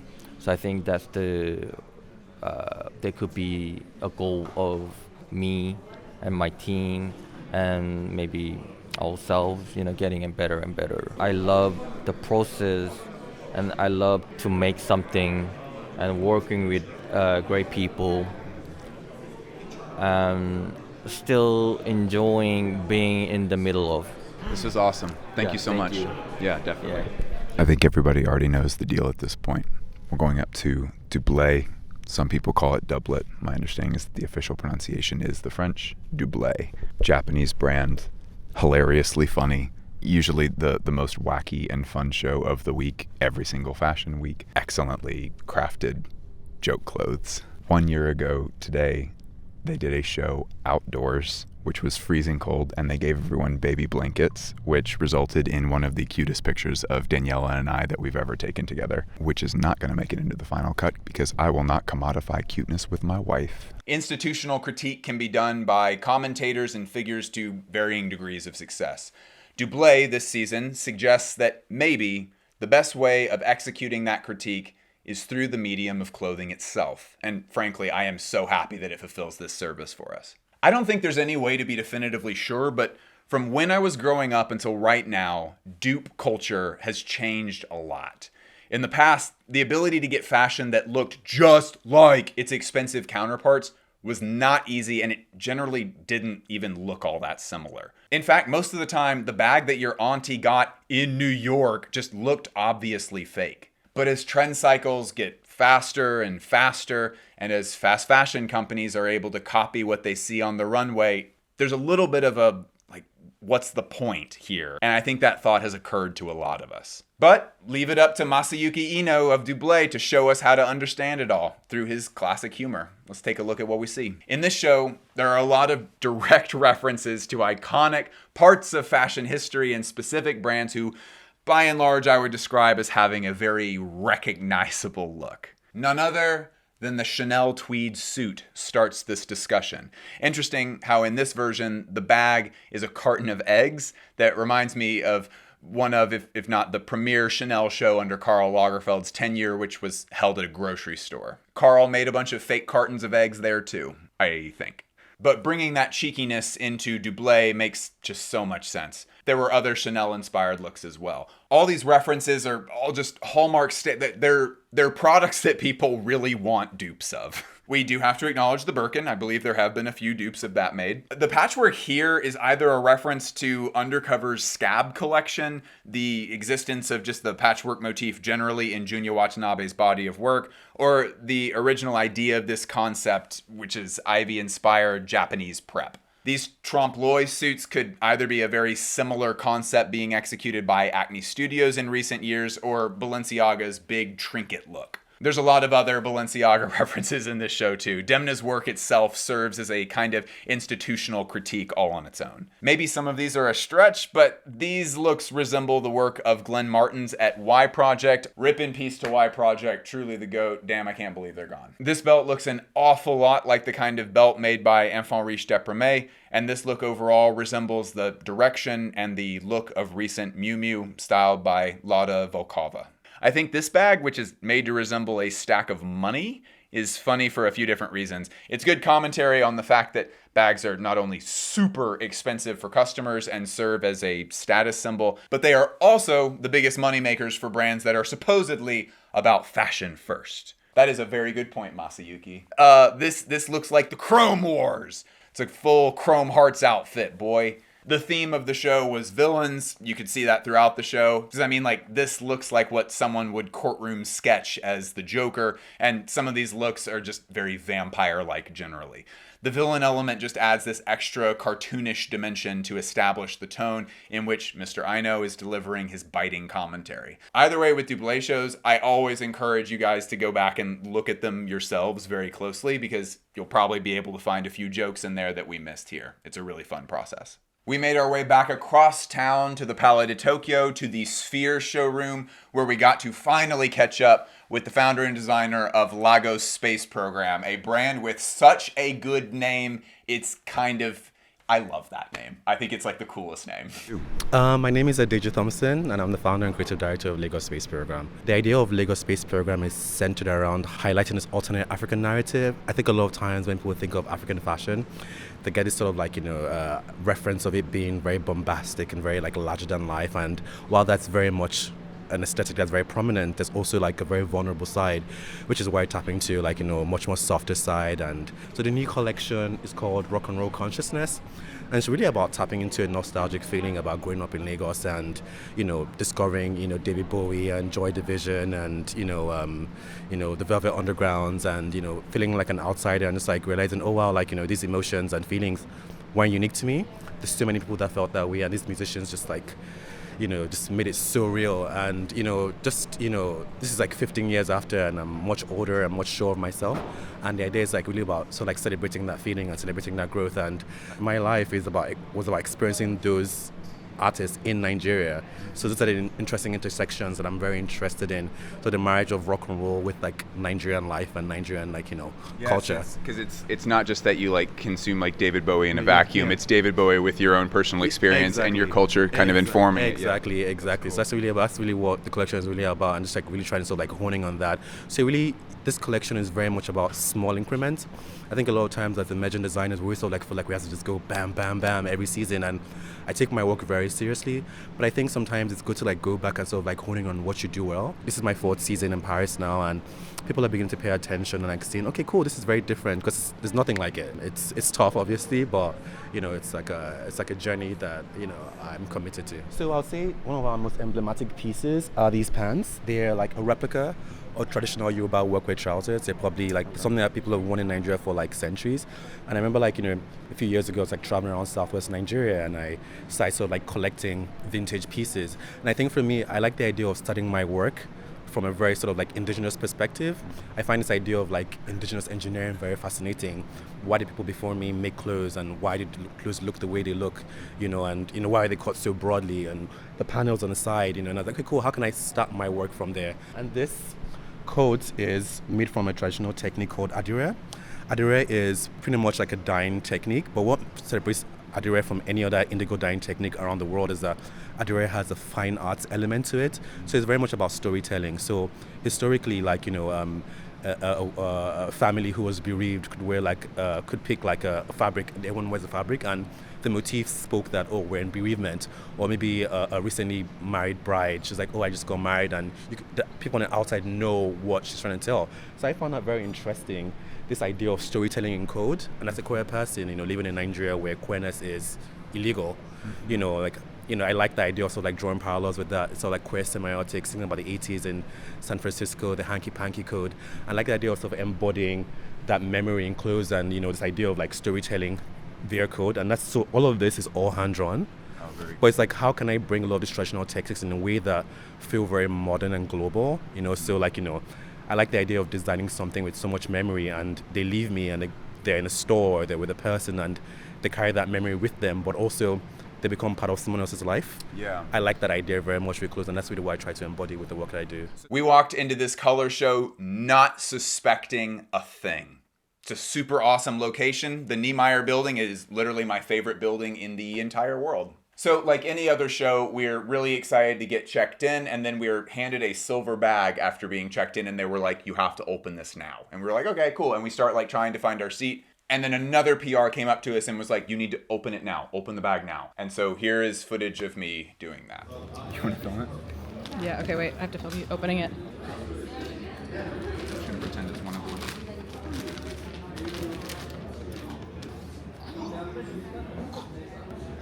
It's his last show.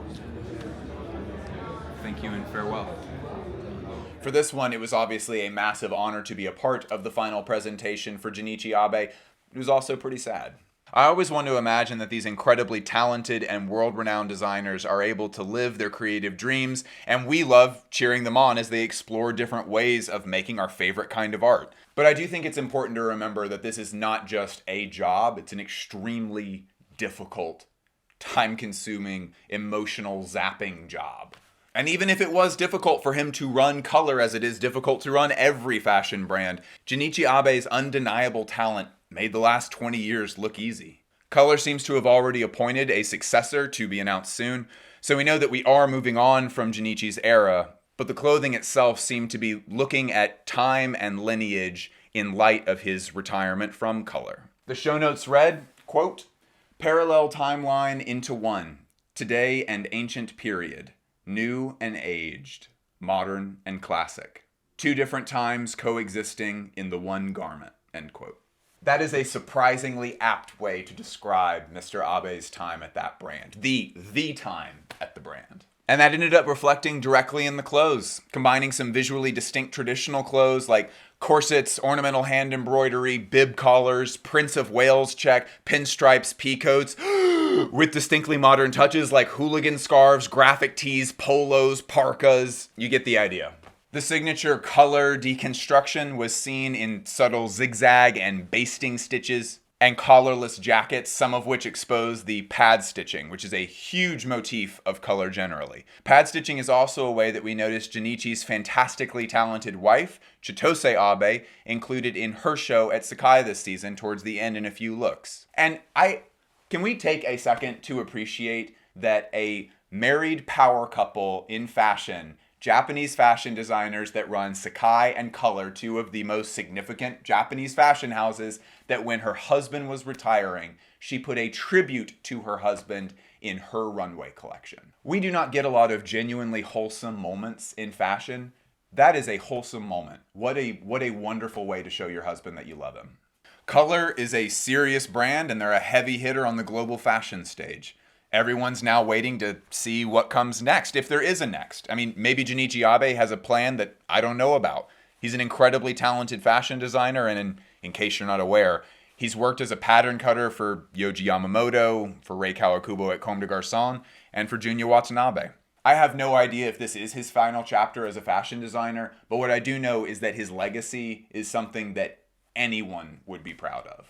Junichi Abe's Color made a substantial global impact. And at the end of the day, I think that's all that a fashion designer can hope to achieve in their lifetime. Danielle and I want to give a sincere congratulations to Abe-san on a fantastic career.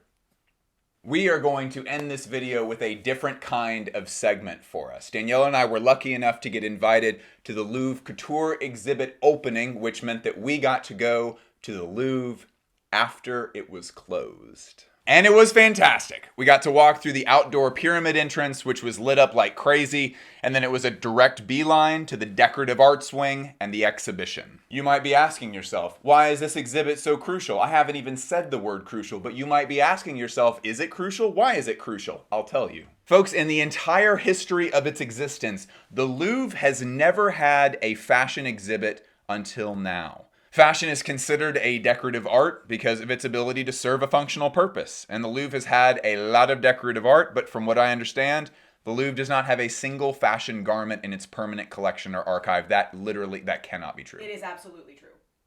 There is not a stitch of clothing in the entirety of the Louvre. No.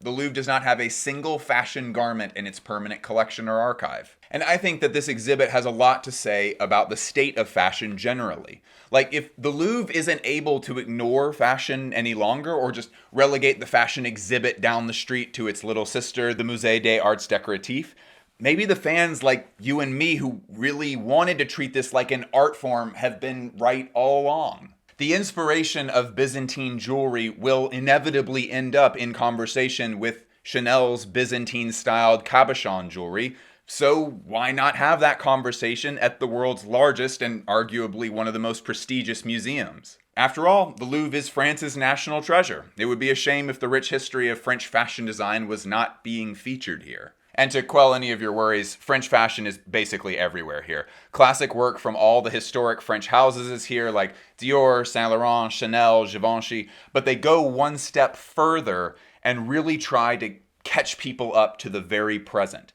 Maria Grazia's work at Dior was featured, as was Monsieur Dior's. McQueen's work at Givenchy was featured, as was Hubert's. But they didn't settle on just French. I mean, I was as shocked as you to find that Rick Owens was in this exhibit. But frankly, seeing as Rick is one of the most important designers of our time, it certainly deserved to be there. I was really, really happy with the curation here. I loved seeing Demna's couture dress suit of armor next to an actual suit of armor. It made Demna's look so much more believable as a suit of armor. Like the only meaningful difference here was design choices, and it was a little bit cleaner. I also loved seeing Demna's work next to Toiles by Cristobal. It reminds you of just how silhouette focused Cristobal was, and how Demna has really brought the idea of silhouette into the modern day. The Pigeon Clutch by JWA even made an appearance, but I did not expect to see this entirely gorgeous but very contemporary Loewe griffin dress. Danny says that this looks like an inbred dog, and that's why she loves it so much. Azzedine Alaïa was compared to Peter Mullier's Alaïa, both of which heavily focus on detail.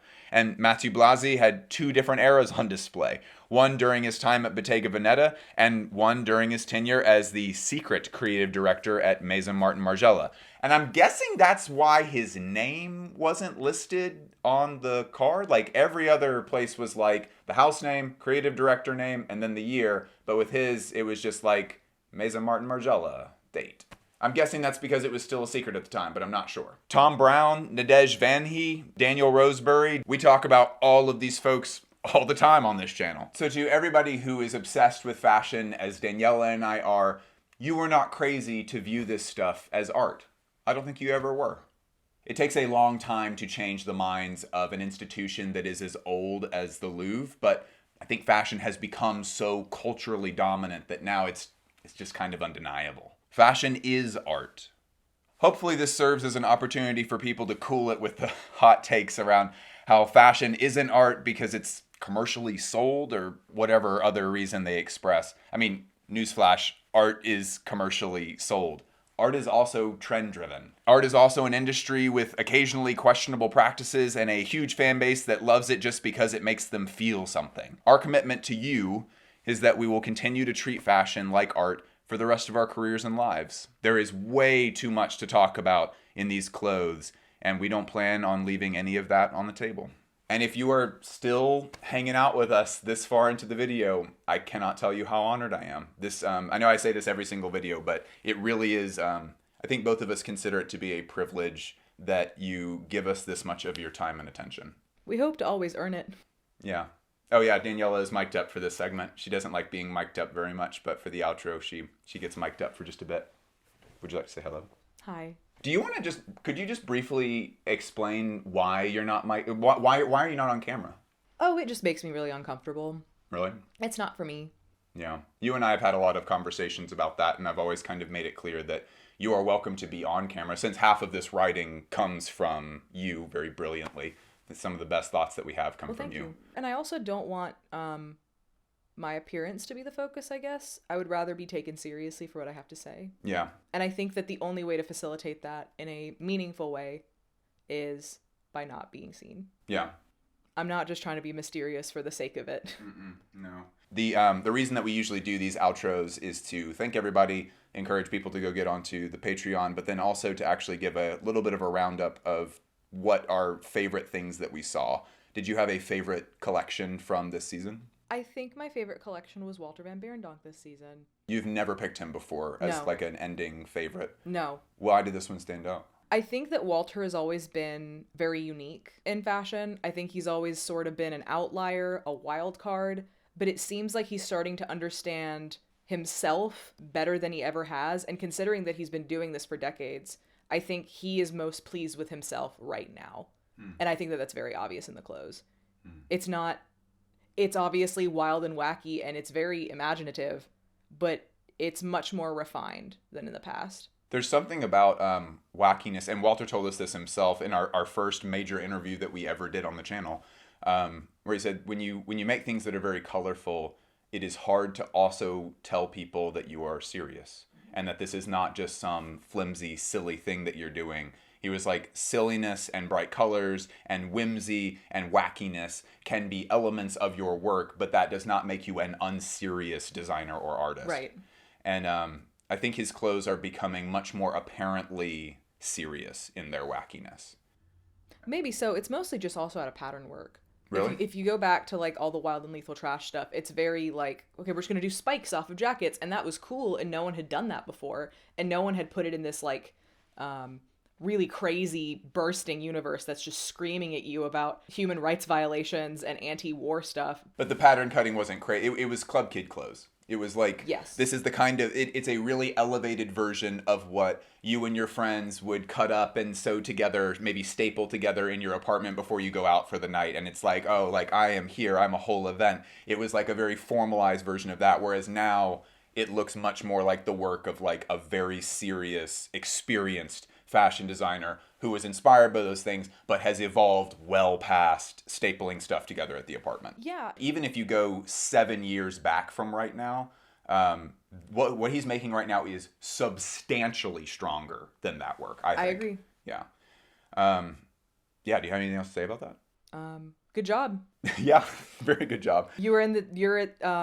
You're not in your 20s or 30s anymore, and you're doing the best work ever. I think that might be a good lesson to most other designers. Yeah, I think so.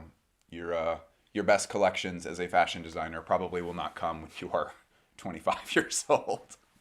Oh my gosh, crazy. And also, maybe you don't get to push yourself all that hard unless you've experienced some sort of ups and downs, meaningful ups and downs, and then still manage to stick it out as a designer. Yeah. In that way, I really admire him. Yeah.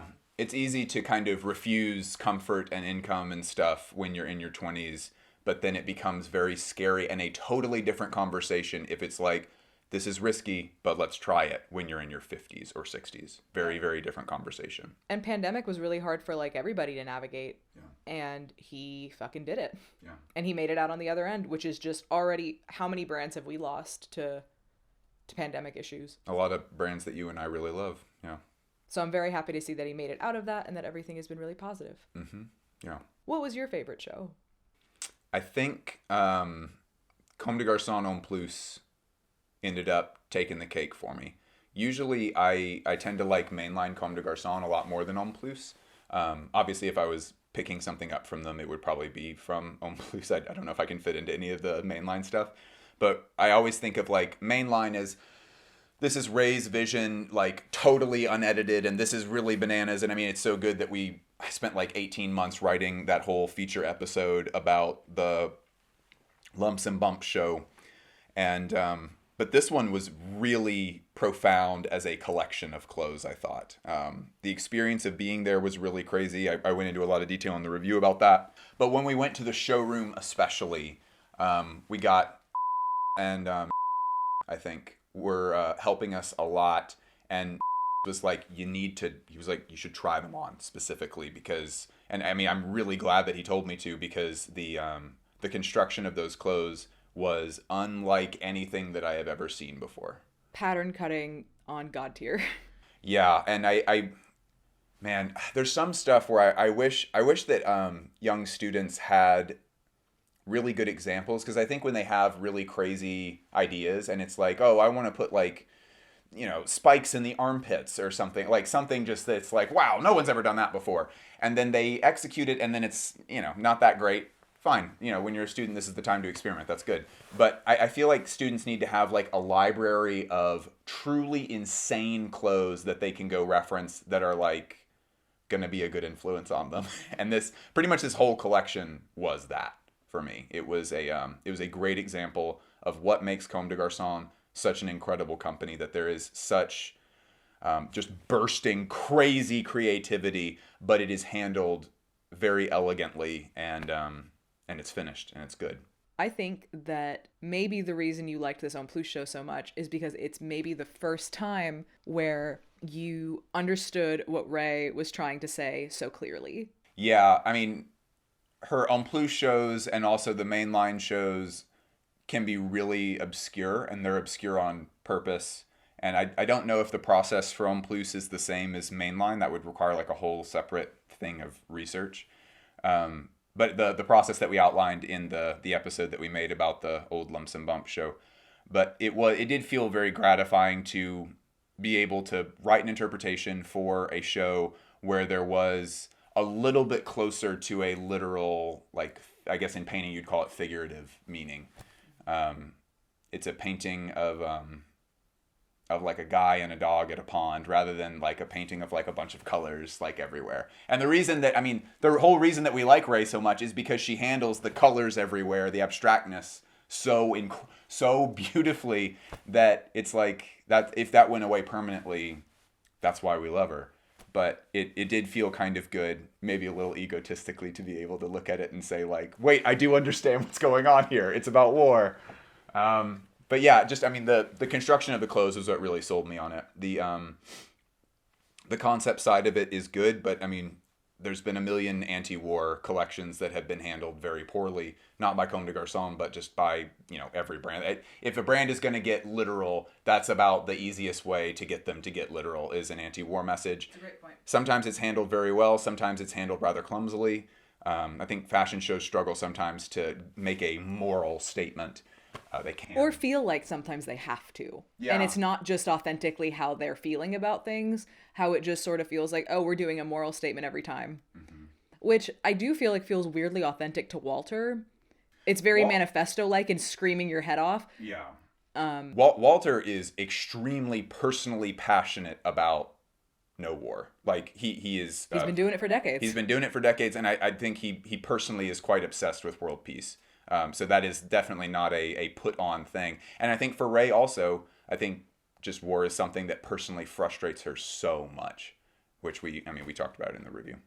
But yeah, the clothes really were the thing that sold me on it.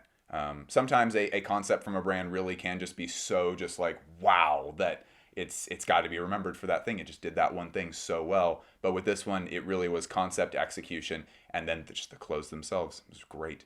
I think Comme always delivers on clothes themselves every time.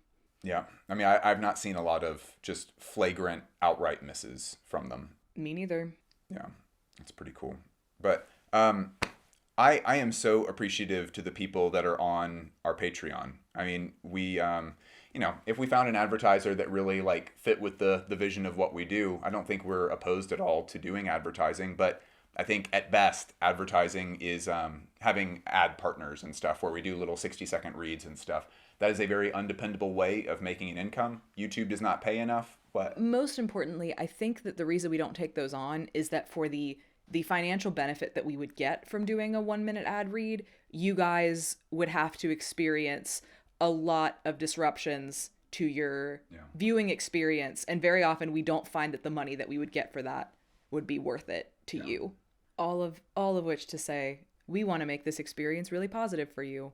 And we take your viewing experience here very seriously. And so we're very grateful that you've taken the time to watch this whole video. Yeah. So if you get any value from this and you're not on the Patreon, I just ask that you reflect the value that you get from these videos onto the Patreon. Obviously, if this is just like, I use this to go to sleep, then, you're not the target for the Patreon. But if this is something where you really get value out of it, if we, keep you company while you're sewing or something, I just ask that you reflect that on the Patreon. And you get a lot of stuff back. You get some incredible interviews, extra videos, all sorts of stuff. It'd be cool for this to be sponsored someday because we don't run a museum, as Hermès likes to put it. Yeah. But, that's true. No, I would love for these to be sponsored. I think there's a lot of cool ways that the Paris videos could be sponsored and it not feel just like boring and stupid. I still want like a book company to sponsor us, and then we're like running around the street and like giving out books for free to people and That'd be be like, cool. say thank you to publisher name. Anyway, love y'all a lot. These videos like just about kill us, and this is the craziest time of year because it's like Men's Week, and then we come home for like 3.5 weeks. Something like that. And then we go straight back to Paris, film Women's Week, come home, do it again. So we're like in the middle of like the craziest time of year. You try making a movie in 3.5 weeks. I know, yeah. You try making a movie in 3.5 weeks. We've already talked too much. All right. Love you guys. We will see you very soon with that other video in another few weeks. Bye.